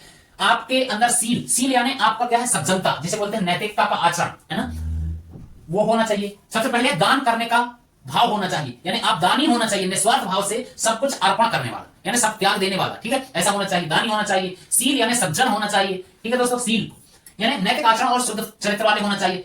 शांति, शांति परमिता, है ना, शांति है यहाँ पर, शांति, शांति परमिता यानी धैर्य और सहनशील होना चाहिए, आप में पेशेंस होना चाहिए। ठीक है, फिर वीर परमिता, ठीक है, निरंतर उत्साह और कठिन परिश्रम करने वाला होना चाहिए, वीर होना चाहिए, वीर, है ना, वीरता, जिस वीरता समझते हैं ना आप लोग। ठीक है, फिर ध्यान परमिता होना चाहिए, आप यानी आपका क्या है? कंसंट्रेशन, है ना, एकाग्रता और मानसिक शांति, है ना, क्या चीज जरूरी है? आपका ध्यान परमिता होना चाहिए। ठीक है, फिर प्रज्ञा परमिता यानी परम ज्ञान और विवेक आप में होना चाहिए। ठीक है, आपके पास परम ज्ञान होना चाहिए। ठीक है, उसके बाद बोधिसत्व जो है, प्रमुख बोधिसत्व कौन कौन से हैं? तो बौद्ध ग्रंथों में कई बोधिसत्वों का वर्णन है, जिसमें से प्रमुख हैं कौन कौन से? तो अवलोकितेश्वर, ये करुणा के प्रतीक है ना, करुणा के प्रतीक, करुणा यानी दया, है ना। इनके हाथ में कमल, ठीक है, करुणा के लिए कमल, ठीक है, इसका प्रतीक करुणा के लिए कमल, हाथ में कमल या पद्म, पद्म भी बोलते हैं। ठीक है, कमल को होता है, इसलिए इन्हें क्या बोलते हैं? पद्म पाणी बोलते हैं, पद्म पाणी भी कहा जाता है। ठीक है, ये भी याद रखना, पद्म पाणी कैसे कहा जाता है। ठीक है, तो अवलोकितेश्वर को। ठीक है, इसके बाद मंजूश्री, याद रखना, ये चीजें बहुत इंपॉर्टेंट है। मंजूश्री, है ना, यानी मंजूश्री का मतलब क्या है? बुद्धि या प्रज्ञा। ठीक है, बुद्धि या प्रज्ञा। ठीक है दोस्तों, बुद्धि या प्रज्ञा के प्रतीक हैं मंजूश्री जो है, बुद्धि और प्रज्ञा के प्रतीक हैं। वज्रपाणी जो है बुद्ध की शक्ति के प्रतीक हैं। फिर मैत्रेय क्या है? भविष्य का बुद्ध माना जाता है, इसको भविष्य का बुद्ध किसे माना जाता है? मैत्रेय को। ठीक है, इसके बाद क्षितिगर्भ, क्षितिगर्भ इन्हें पृथ्वी का गर्भ कहा जाता है। पृथ्वी का गर्भ कैसे कहा जाता है? क्षितिगर्भ को। ठीक है, अब इसकी हम विशेषता जान लेते हैं। ठीक है, तो मंजुश्री का क्या है? इनके हाथ में ज्ञान की तलवार और दूसरे में पुस्तक होती है, ये इनका प्रतीक है, ये याद रखिएगा, है ना। एक हाथ में ज्ञान की तलवार और दूसरे में पुस्तक होती है। फिर यहां आप देख रहे होंगे, यहां पर ये बने हुए हैं। और लोकेश्वर में ये देखिए, ये कमल का फूल है ना, हाँ, एक हाथ में। मंजुश्री ये तलवार और एक हाथ में ये किताब है। ठीक है, वज्रपाणी जो है ये देखो बुद्ध की शक्ति और सुरक्षा के प्रतीक, ये दोनों हाथों में। ठीक है, ये इसके बाद मैत्रेय का वज्र में बुद्ध करुणा और मैत्री के प्रतीक हैं। ठीक है, क्षितिगर्भ में नरक के प्राणियों में उद्गार करता। ठीक है दोस्तों, इसमें क्या है? क्षितिगर्भ में नरक के प्राणियों की मुक्ति के लिए संकल्पित। ठीक है, चलो हीनयान, अब हीनयान देख लेते हैं। अरहत बनाम महायान। ठीक है, हीनयान जो है अरहत और महायान जो है बोधिसत्व। ठीक है, चलो अब अरहत, यह हीनयान का आदर्श है। अरहत जो है हीनयान का आदर्श है। इसमें व्यक्ति केवल अपनी मुक्ति यानी स्वयं की मुक्ति या स्वनिर्माण के लिए प्रयास करता है, स्वयं के लिए कुल मिला के इसमें क्या है? प्रयास करता है। ठीक है, बोधिसत्व जो है, बोधिसत्व यह महायान का आदर्श है। ठीक है, अरहत जो है हीनयान का आदर्श है, तो बोधिसत्व महायान का। ठीक है, इसमें व्यक्ति बहुजन यानी सभी लोगों के लिए सुख की कामना करता है। ठीक है, इसमें क्या है? अरहत में सिर्फ अपने सुख की कामना और इसमें सभी लोगों की सुख की कामना, यानी दूसरों के भाव को भी समझना, यानी दूसरों के लिए मुक्ति की प्राथमिकता। ठीक है, दार्शनिक महत्व क्या है? बोधिसत्व का सिद्धांत यह सिखाता है कि व्यक्तिगत मुक्ति की तुलना में सामाजिक और सामूहिक कल्याण श्रेष्ठ है। ठीक है, यह स्वार्थ से परमार्थ की ओर जाने का मार्ग है, स्वार्थ से परमार्थ की ओर। ठीक है, परमार्थ की ओर जाने का मार्ग है। अजंता की गुफाओं के चित्रों में बोधिसत्व, ये बहुत इंपॉर्टेंट है, बोधिसत्व पद्मपाणि का चित्र इस दर्शन की सुंदरता का सबसे बड़ा प्रमाण है। ठीक है, अजंता की जो गुफाएं हैं उसमें जो क्या है? बोधिसत्व का सिद्धांत यह सिखाता है कि व्यक्ति, है ना, क्या है कि वहां के जो चित्र हैं, चलिए अजंता की जो गुफाओं में जो चित्र बने हैं बोधिसत्व का, वहां पर बहुत सुंदर चित्रण किया गया है। पद्मपाणि का चित्र बना हुआ है वहां पर। किस चीज का? पद्मपाणि का चित्र। ठीक है, ये याद रखना, किस चीज का चित्र बना है अजंता की गुफाओं में? पद्मपाणि का। ठीक है दोस्तों, चलो आगे चलते हैं। महात्मा बुद्ध के जीवन और उनके गहरे दार्शनिक सिद्धांतों को दो मुख्य भागों में बांटा गया है या दर्शाया गया है। जीवन चक्र सिद्धांतों से बुद्ध तक। ठीक है, सिद्धार्थ से बुद्ध तक। ठीक है, इनका जो जीवन चक्र है सिद्धार्थ से बुद्ध तक। ठीक है, यह खंड सिद्धार्थ गौतम के एक राजकुमार से बुद्ध बनने तक की यात्रा को दर्शाता है। ठीक है दोस्तों, बायां भाग जो है ये क्या दर्शाता है? यह खंड जो है, बायां खंड जो है क्या दर्शाता है? गौतम जो है, गौतम के एक राजकुमार से बुद्ध बनने तक की यात्रा को। ठीक है, यानी उनका बचपन का नाम क्या था? सिद्धार्थ था। ठीक है, किसका? गौतम का। ठीक है, तो वो जब छोटे थे, है ना, बचपन में वो एक राजकुमार की तरह थे। उस राजकुमार से वो गौतम बुद्ध कैसे बने, है ना, वो सारी यात्रा को ये दर्शाता है यह खंड। ठीक है, इस खंड में सारा वर्णन है। ठीक है दोस्तों, तो चलो उनका जन्म के बारे में भी कुछ चीजें जान लेते हैं। सिद्धार्थ का जन्म, है ना, बचपन का नाम सिद्धार्थ था। उनका जन्म कब हुआ? 563 ईसा पूर्व कपिल वस्तु के लुम्बिनी यानी वर्तमान के नेपाल में हुआ था। ठीक है, राजा शुद्धोधन के यहाँ, यानी उनके पिताजी का नाम शुद्धोधन हो गया।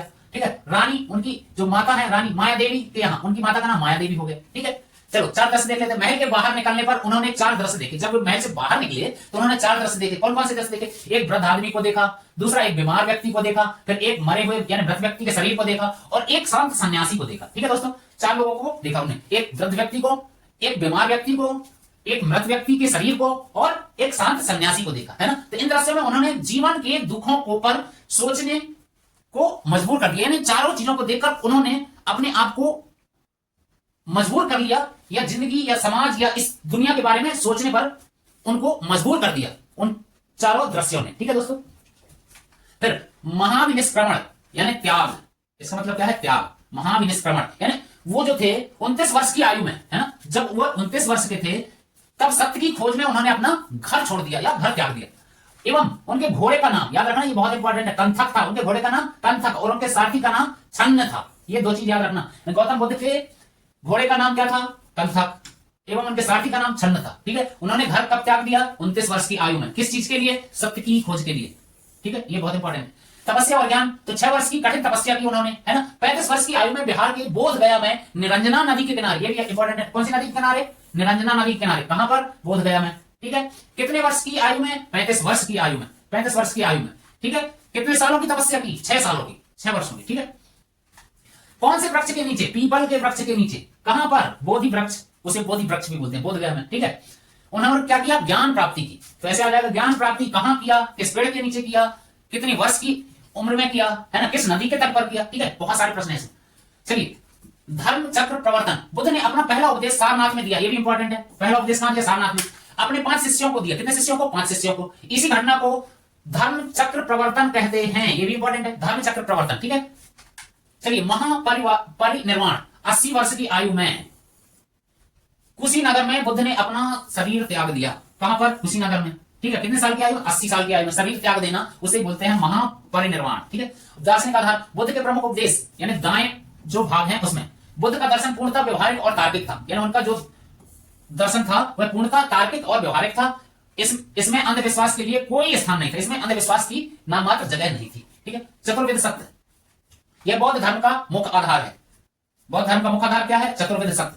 ठीक है, दुख, संसार में दुख है। दुख का मतलब यह है इस संसार में दुख है। दुख का जो समुदाय है, दुख का कारण क्या है? तृष्णा एवं इच्छा। जो हमारी इच्छा है, जो हमारी तृष्णा है, वही दुख का कारण। ठीक है, फिर दुख का निरोध, यानी दुख को दूर किया जा सकता है। इसका कहने का मतलब है दुख का निरोध, यानी दुख को दूर किया जा सकता है अपने अच्छे कर्मों से, है ना। दुख निरोधामिनी प्रतिपदा, दुख निराधामिनी प्रतिपदा किसे कहते हैं? दुख दूर करने का जो मार्ग है उसे ही तो कहते हैं अष्टांगिक मार्ग, उसे कहते हैं अष्टांगिक मार्ग भी कहते हैं, या दुख निरोध गामिनी प्रतिपदा भी कहते हैं। ठीक है दोस्तों, चलिए आगे चलिए। इसके बाद देख लेते हैं महात्मा बुद्ध के बारे में। हमें काफी चीजें जाननी है। क्या था उनका जीवन? जो जीने के लिए उनके 8 नियम थे, जो नैतिकता और मानसिकता शुद्धि पर जोर देते थे। कितने नियम थे? 8 नियम, जो नैतिकता और मानसिक शुद्धि के लिए। ठीक है, कौन कौन से? पहला है सम्यक दृष्टि, सम्यक संकल्प, सम्यक वचन, सम्यक कर्मांत, सम्यक, है ना, सम्यक वचन, सम्यक कर्मांत, सम्यक आजीव, सम्यक व्यायाम, सम्यक स्मृति और सम्यक समाधि। ठीक है दोस्तों, तो कौन कौन से सम्यक याद रखना? पहला हो गया दृष्टि, संकल्प, वचन, कर्मांत, आजीव, व्यायाम, स्मृति और समाधि। ठीक है दोस्तों, याद। फिर प्रतीत्यसमुत्पाद यानी थ्योरी ऑफ कैजुअलिटी।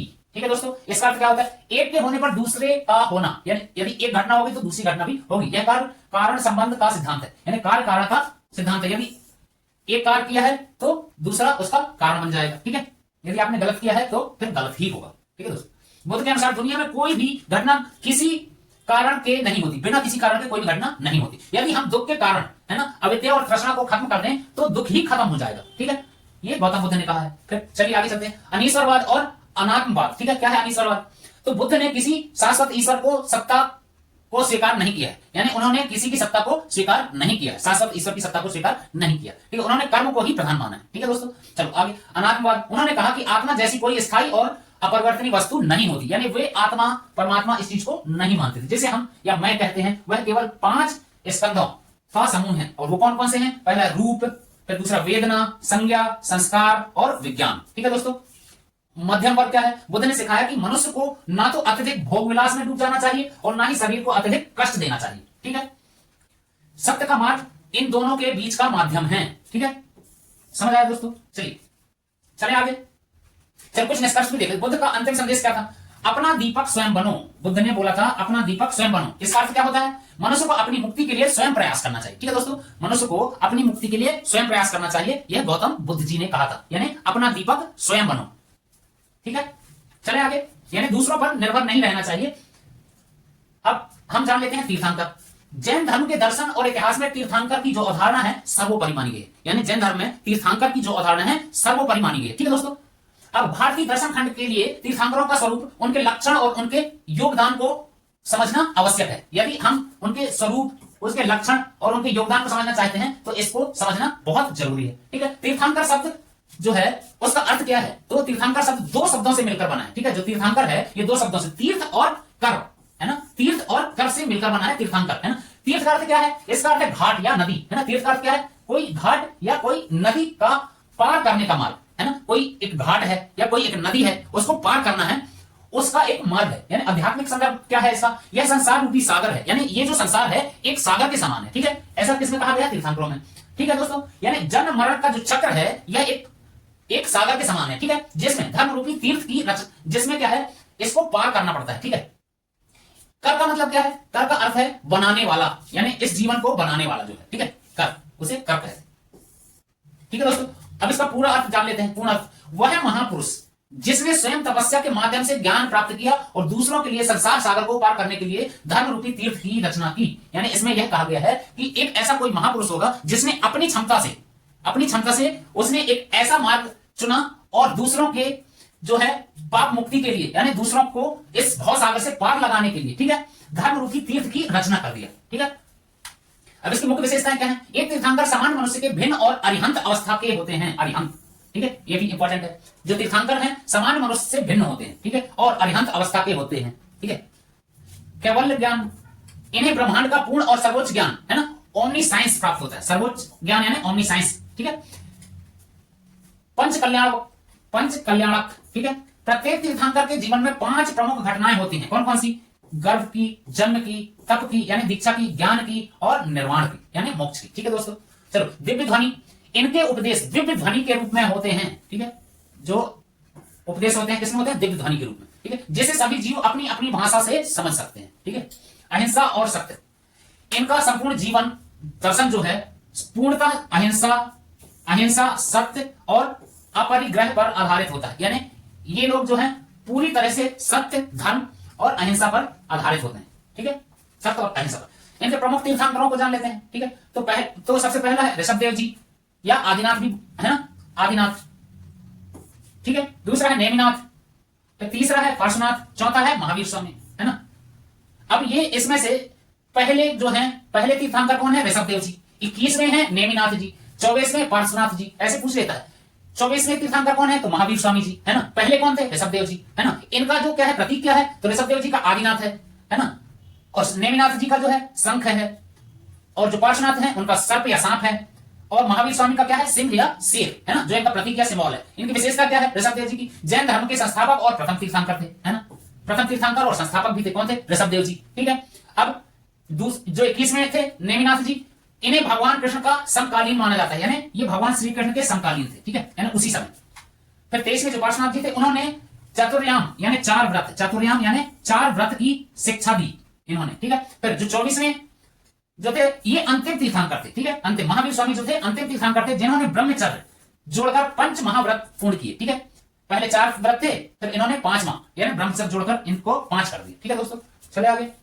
चलिए, तीर्थंकरों का दार्शनिक योगदान क्या रहा? तो तीर्थंकरों ने विश्व को महत्वपूर्ण दार्शनिक सिद्धांत दिए जो आज भी प्रासंगिक हैं। तो अनेकवाद, है ना, अनेकांतवाद, सत्य के विविध पहलुओं को स्वीकार करना, जिसे बौद्धिक अहिंसा कहते हैं, है ना। फिर स्यादवाद, सापेक्षता का सिद्धांत जो कहता है कि हमारा ज्ञान अधूरा हो सकता है। ठीक है, सापेक्षवाद। फिर स्यादवाद हो गया। फिर त्रिरत्न, समन्वयक दर्शन यानी सही श्रद्धा, समन्वयक ज्ञान और समन्वयक चरित्र। ठीक है, मोक्ष प्राप्ति के ये 3 मार्ग हैं। ठीक है, 5 महाव्रत, अहिंसा, सत्य, अस्तेय यानी चोरी ना करना, अपरिग्रह यानी संग्रह ना करना, और ब्रह्मचर्य। ठीक है, इसके बाद तीर्थंकर और ईश्वर में क्या अंतर है? ठीक है, तो जैन दर्शन के अनुसार तीर्थंकर दुनिया के रचिता हैं, है ना। जो जैन दर्शन, जो जैन धर्म के लोग हैं वो क्या बोलते हैं? तीर्थंकर दुनिया के रचिता नहीं है, है ना। जो है जैन धर्म के अनुसार क्या कहा जाता है? तीर्थंकर दुनिया के रचिता नहीं है, वे स्वयं अपनी मेहनत से ईश्वरत्व प्राप्त करते हैं। ठीक है, ईश्वर को वो स्वयं अपनी मेहनत से प्राप्त करते हैं। ठीक है, या वे मनुष्य जो ईश्वर को अपनी मेहनत से प्राप्त करते हैं। ठीक है, और जैन धर्म में अनीश्वरवादी हैं ये लोग। ठीक है, अनीश्वर, जिनका अर्थ है कि किसी एक सर्वोच्च सृष्टिकर्ता को इन लोग नहीं मानते, बल्कि हर मुक्त आत्मा को परमात्मा मानते हैं। जो भी इनका कहना है कि आत्मा मुक्त है, सभी में परमात्मा है। ठीक है, निष्कर्ष करने के लिए तीर्थंकर वे पथ प्रदर्शक हैं जो मनुष्य को उनकी आंतरिक शक्तियों से परिचित कराते हैं और उसे स्वयं के प्रयासों से मोक्ष प्राप्त करने की प्रेरणा देते हैं। ठीक है दोस्तों, चले आगे। चलिए, महावीर स्वामी जी के बारे में जान लेते हैं। हमने काफी चीजें जान ली, है ना। ये 24वें क्या थे? तीर्थंकर थे। महावीर स्वामी जी जो थे, ये महावीर स्वामी जी जो हैं ये क्या है? 24वें तीर्थंकर थे। भगवान महावीर स्वामी जो हैं जीवन, त्याग, अहिंसा, आत्मविजय की एक अद्भुत गाथा है। उन्होंने समाज को अंधविश्वास और हिंसा से जो है बचाया, या उससे हटकर चलने का, या सत्य और करुणा के मार्ग पर चलने का रास्ता दिखाया। ठीक है, मार्ग दिखाया। यहाँ उनका संपूर्ण परिचय और जीवन दर्शन कुछ इस प्रकार से है, तो आप भी देख सकते हैं। हमने जैसे कि यहाँ पर 599 ईसा पूर्व इनका जन्म हुआ। ठीक है, कुछ स्रोतों में 540 ईसा पूर्व भी माना जाता है। ठीक है, कब हुआ था? चैत्र शुक्ल त्रयोदशी को। ठीक है, इनका जन्म स्थान क्या है? कुंडग्राम वैशाली। ठीक है, वर्तमान बिहार में है ये। ठीक है, बचपन का नाम क्या था इनका? वर्धमान था। ठीक है, माता पिता का नाम क्या था? तो सिद्धार्थ।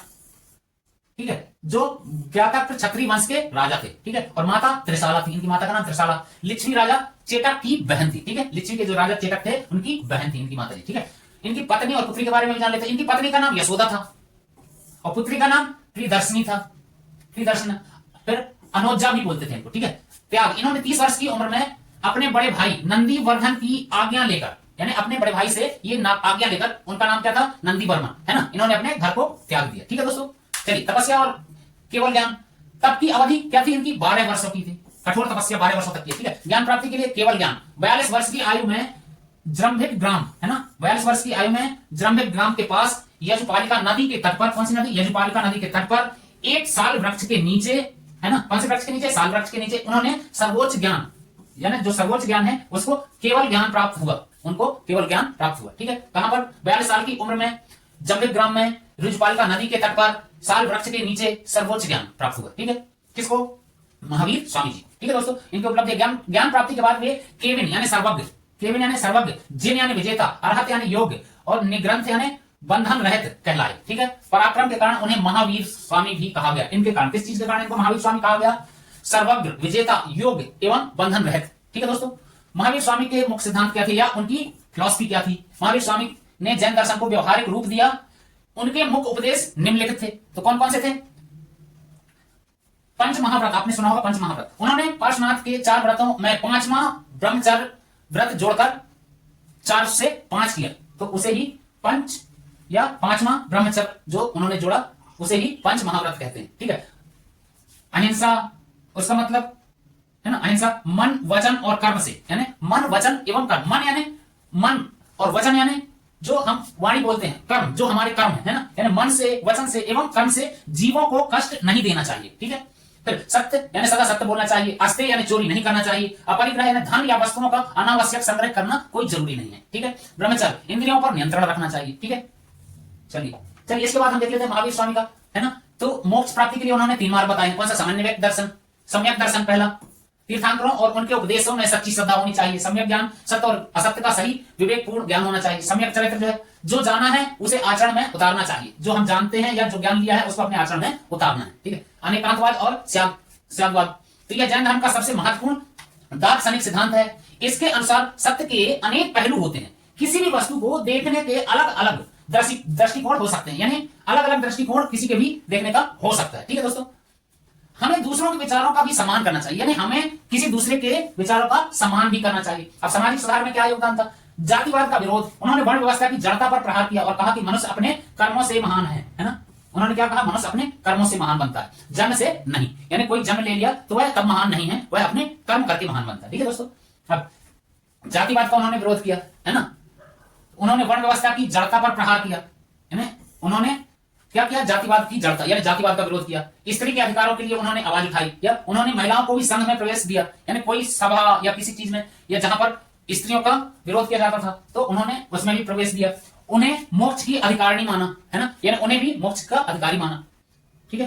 प्राकृत भाषा, उन्होंने अपने उपदेश उस समय की भाषा यानी प्राकृत भाषा, तो ऐसे आ सकता है कि महावीर स्वामी जी की प्राकृत भाषा, है ना, या आम भाषा, ठीक है, या किस भाषा में उन्होंने अर्धगामधी, है ना, अर्धगामधी भी बोलते हैं प्राकृत को, अर्धमागधी, ठीक है, अर्धमागधी, सॉरी गांधी नहीं, अर्धमागधी, है ना, तो उपदेश किस भाषा में दिए, तो प्राकृत भाषा में दिए, ठीक है, ताकि सामान्य जनता उसे आसानी से समझ सके, यानी आसानी से समझने के लिए उन्होंने अर्धमागधी भाषा में या प्राकृत भाषा में उन्होंने उपदेश दिए, ठीक है दोस्तों। निर्माण क्या है, निर्माण, इसका समय 72 वर्ष, ठीक है। निर्माण कब, 527 ईसा पूर्व, ठीक है। स्थान कहां, बिहार के पावापुरी में कार्तिक अमावस्या के दिन निर्वाण प्राप्त हुआ, यानी मृत्यु हुई उनकी, ठीक है। यार ये दीपावली का त्योहार था उस समय, ठीक है दोस्तों, उनकी याद में दीपावली का त्योहार मनाया जाता है, ठीक है। चलो, जैन परंपरा के अनुसार भगवान महावीर का संदेश जियो और जीने दो, याद रखना बहुत इंपॉर्टेंट, जियो और जीने दो कहां, ठीक है, कहां मिलेगा, तो जैन धर्म में, ठीक है, यानी लाइव एंड लेट लाइफ, ठीक है। आज के वैश्विक संघर्षों के युग में और भी अधिक प्रासंगिक है, ठीक है, ये जो है आज के समय भी बहुत प्रासंगिक और फेमस है, जियो और जीने दो, ठीक है दोस्तों, जियो और जीने दो यानी लाइव एंड लेट लाइफ, ठीक है। चलिए, और ये हमें क्या सिखाता है, असली विजय दूसरों पर नहीं बल्कि अपनी इच्छाओं और अपने क्रोध पर विजय प्राप्त करना है, ठीक है दोस्तों, यानी असली विजय वह नहीं है जो किसी दूसरे पर पाई जाए, यानी अपनी इच्छाओं और अपने क्रोध पर जिसने विजय पा लिया वही असली विजेता है। चलिए, अब हम देखते हैं कुछ रैपिड फायर प्रश्न, ठीक है दोस्तों, जिसका आप सभी लोगों का इंतजार रहा होगा, क्योंकि हमारा एक उद्देश्य है, हमने यह आपसे कमिटमेंट की है, आपसे वादा किया है कि हम इन 20 दिनों में ये जो सारी सीरीज है कम से कम 25,000 प्रश्न, कितने, 25,000 प्रश्न अभी समय बीतने दीजिए और भी हम फास्ट तरीके से 2-2 3-3 क्लास देनी होंगी और बहुत अच्छे तरीके से होंगी और ऐसे अथेंटिक प्रश्न होंगे जो एक भी प्रश्न इधर उधर नहीं होगा। अगर जो हम चैप्टर पढ़ रहे हैं उनमें से कोई प्रश्न बनता है तो हमारे प्रश्नों के बीच से ही होगा। ठीक है दोस्तों, 1 मिनट के लिए मैं थोड़ा सा पानी पीता हूं, जब तक थोड़ा सा आप देखिए प्रश्न। ठीक है,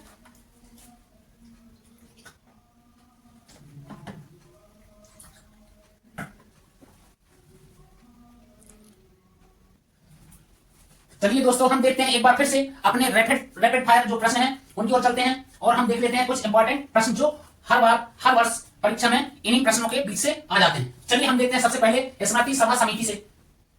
तो सबसे पहला प्रश्न आपके सामने ये रहा, स्मृति एवं प्राचीन राज्य व्यवस्था से। पहला प्रश्न मनुस्मृति है ना, मनुस्मृति किसे कहते हैं? सबसे प्राचीन। मनुस्मृति के बारे में हम जान लेते हैं।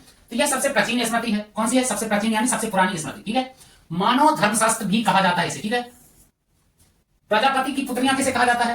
अर्थवेद में सभा और समिति को, किसको? सभा और समिति को प्रजापति की पुत्रियां कहा जाता है, 2 पुत्रियां। ठीक है दोस्तों, फिर नारिष्ठा किसे कहा जाता है? सभा के लिए प्रयुक्त शब्द है। ठीक है, जिसका अर्थ है ऐसी संस्था जिसका निर्णय अटल हो, जिसका निर्णय अटल हो। ठीक है, ये जो है निर्णय शब्द जो है सभा के लिए प्रयुक्त किया गया है। ठीक है, किसके लिए? सभा के लिए प्रयुक्त किया गया एक शब्द है जिसका अर्थ क्या होता है?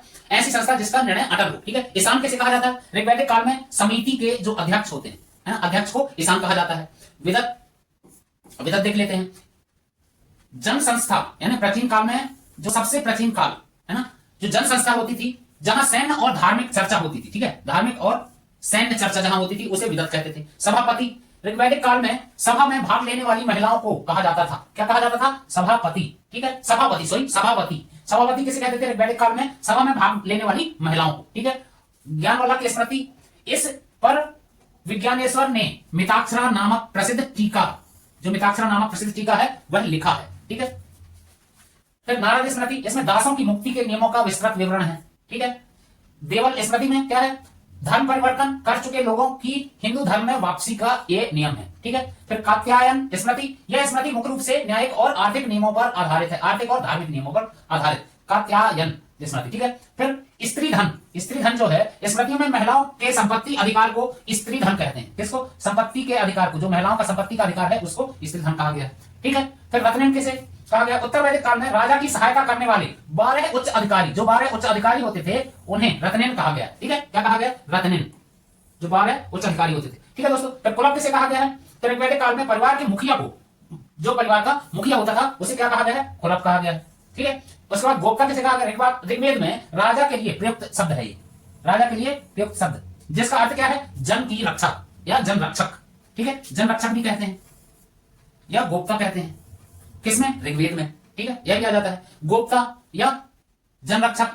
किस ग्रंथ में कहा गया है? तो ऋग्वेद में। किसको? राजा को। ठीक है, बलि, राजा को स्वेच्छा से दिया जाने वाला उपहार, यानी राजा को कोई अपनी इच्छा से कोई उपहार या कर देता है उसके लिए बलि कहा जाता है। ठीक है, जो बाद में अनिवार्य हो गया।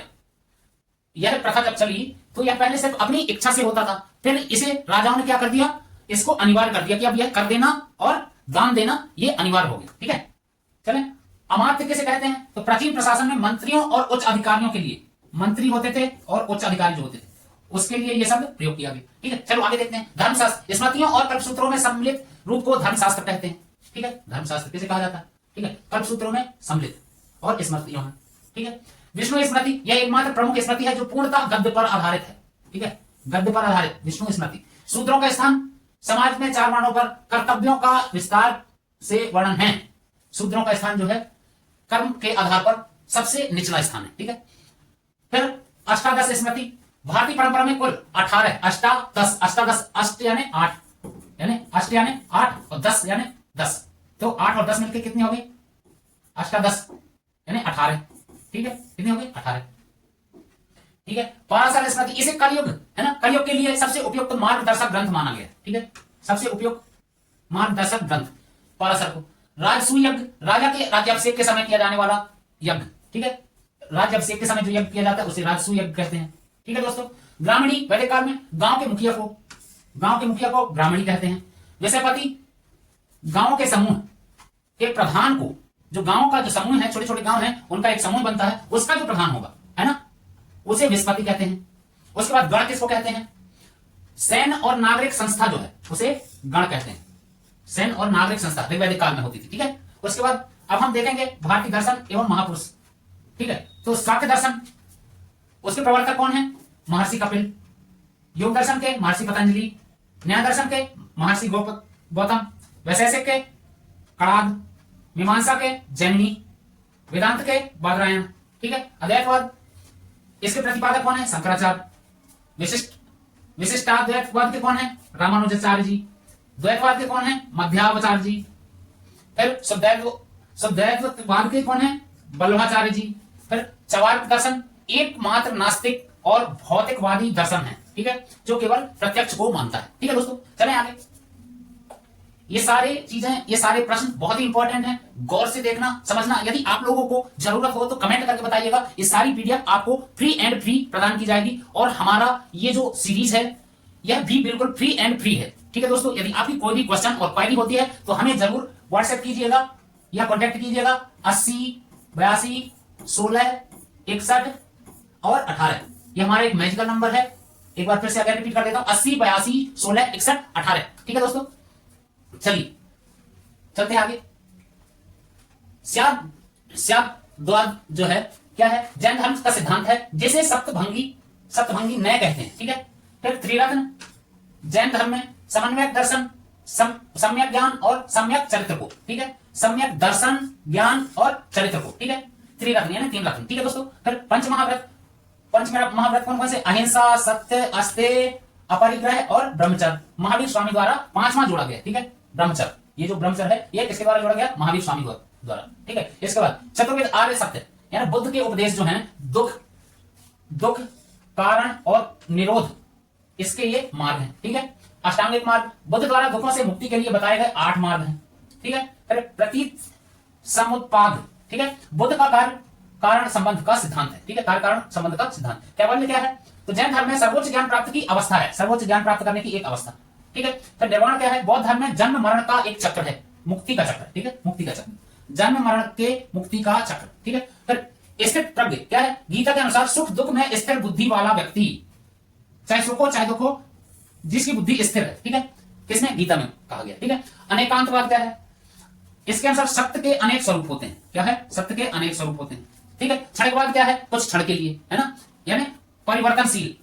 ठीक है, इसके बाद अनात्मवाद का सिद्धांत क्या है? जो स्थायी आत्मा के अस्तित्व को नहीं मानता या नकारता है। ठीक है, तीर्थंकर पथ प्रदर्शक हैं। ठीक है, जैन धर्म के जो पथ प्रदर्शक होते हैं उसे तीर्थंकर कहते हैं। कुल कितने हैं तीर्थंकर? 24। पहले कौन है, अंतिम कौन है, ये भी देख लेना, है ना। दर्शन शास्त्र की दृष्टि से अति महत्वपूर्ण कुछ और भी वन लाइनर प्रश्न हमने यहाँ एकत्रित कर रखे हैं। तो शाक्य दर्शन के बारे में, है ना, ये तो आपने पढ़ ही लिया। ठीक है, योग दर्शन के कौन है? शाक्य दर्शन के कौन थे? महर्षि कपिल। योग दर्शन के पतंजलि। न्याय दर्शन के गौतम, महर्षि गौतम। वैशेषिक के कणाद। मीमांसा के जैमिनी, है ना, ये पढ़ लिया हमने सारे। ठीक है, चलिए आगे हम देखते हैं कुछ और प्रश्न। ठीक है दोस्तों, चलिए पंच महायज्ञ का उद्देश्य क्या है? गृहस्थ जीवन में अनजाने में होने वाली जीव हत्या, है ना, अनजाने में होने वाली जो जीव हत्या है, चूल्हा चक्की आदि के समय में सांपों या कीड़े मकोड़ों का जो है मर जाना, फिर उसका हम प्रायश्चित कर लेते हैं, उसे कहते हैं पंच महायज्ञ, है ना। उसके बाद ब्रह्म यज्ञ क्या है? वेदों का नियमित अध्ययन करना, यानी स्वाध्याय खुद से करना। ठीक है, स्वाध्याय यानी खुद से करना। ठीक है, प्राचीन ऋषियों के प्रति सम्मान प्रकट करना, है ना, ब्रह्म यज्ञ। देव यज्ञ क्या है? देवताओं के लिए यज्ञ करना। ठीक है, देवताओं की पूजा करना, पर्यावरण की शुद्धता के लिए। ठीक है, पितृ यज्ञ क्या है? पितरों के तर्पण के लिए यज्ञ जो किए जाते हैं। भूत यज्ञ क्या है? जो जीव जंतुओं के लिए किए जाते हैं। ठीक है, नृत्य यज्ञ क्या है? जो भूखे या अतिथियों के लिए होते हैं। ठीक है, ऋण मुक्ति के क्या क्या है? कौन कौन से ऋण होते हैं? तो देव ऋण है या मनुष्य या देव ऋण। ठीक है, ऋषि ऋण, पितृ ऋण।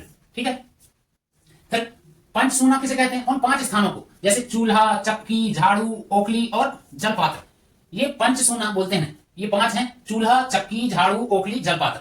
ठीक है, जहां अनजाने में हिंसा हो जाती है। ठीक है, धोखे में कोई भी हिंसा हो जाती है। कौन कौन सी जगह? चूल्हा चक्की करते समय, झाड़ू लगाते समय, ओखली कूटते समय या जलपात्र में कोई जल भरते समय। ठीक है, फिर सामाजिक भावना, पंच महायज्ञ व्यक्ति में स्व यानी सेल्फ से ऊपर उठकर सर्व यानी आल के कल्याण की भावना जगाते हैं। ठीक है, सामाजिक भावना। ठीक है, अनिवार्यता क्या है? मनुस्मृति के अनुसार प्रत्येक गृहस्थ के लिए 5 कार्य प्रतिदिन करना अनिवार्य है, या ये धर्म है, कर्तव्य है। ठीक है, उसे अनिवार्यता बोलते हैं। कर्म का नियम क्या है? यह ब्रह्मांडी का जो कारण और प्रभाव, यानी इस ब्रह्मांड में जो परिवर्तन है ना, या प्रभाव है, अपरिवर्तनीय यानी नियम पर आधारित है। अपरिवर्तनीय नियम पर, यानी यह अपरिवर्तित नहीं है, परिवर्तित नहीं हो सकते। ठीक है, जो ब्रह्मांड के जो नियम है वो परिवर्तित नहीं हो सकते। इसका मतलब यह है। संचित कर्म क्या है, यानी हमने क्या कर्म किए हैं उसका फल संचित होता है, एकत्रित होता है ना। यानी हमने अनेक जन्मों में जो कर्म किए हैं, जो संस्कार किए हैं, उसका जो फल है वो अभी शुरू हुआ है मिलना। ठीक है, पिछले जन्मों में जो कर्म किए हैं उसका फल अभी मिलता है, वह एक संचयन है, वह एक एकत्रित है। ठीक है, इकट्ठा हुआ कर्म है। प्रारब्ध क्या है, प्रारब्ध जो अब फल मिलना शुरू हो गए। ठीक है, जो हमने पहले किया था उसका फल मिलना शुरू हो गया है, वह प्रारब्ध है। ठीक है, क्रियमाण कर्म जो वर्तमान जो भविष्य में क्या बोलते हैं मिलेगा, यानी हमने आज किया और वो अगले जन्मों में भी मिलेगा। ठीक है, अनिवार्यता यानी गीता में क्या कहा गया, ना ही कश्चित क्षणमपि जातु तिष्ठत् कर्म कृत, अर्थात कोई भी मनुष्य एक क्षण भी कर्म किए बिना नहीं रह सकता। यानी कोई भी मनुष्य या कोई भी प्राणी है वह हर वक्त कोई ना कोई कर्म कर रहा होता है या बिना कर्म किए नहीं रह सकता। निष्काम कर्म यानी कर्म के फल की आसक्ति त्याग करके केवल कर्तव्य करना चाहिए। ठीक है, और उसे अपना कर्म करना चाहिए बिना फल की चेष्टा किए हुए। पुनर्जन्म कर्म का सिद्धांत पुनर्जन्म की अनिवार्यता को स्वीकार करता है ताकि शेष कर्म फलों को भोगा जा सके। ठीक है, अब नैतिक न्याय क्या है, यह सिद्धांत बताता है कि संसार में सुख या दुख संयोग नहीं है, बल्कि यह व्यक्ति अपने कर्मों के प्रतिफल भोग रहा है। ठीक है, फिर स्वतंत्र इच्छा क्या है, फ्री विल। प्रारब्ध केवल परिस्थितियां देता है, लेकिन उन परिस्थितियों में कैसा व्यवहार करना यह मनुष्य पर या उसके हाथ में ही होता है, या उस पर निर्भर करता है, स्वयं पर। ठीक है, अकर्म क्या है, अकर्म शारीरिक रूप से कर्म करते हुए भी मानसिक रूप से कर्तापन के अहंकार से मुक्त होना अकर्म कहलाता है। ठीक है, चलिए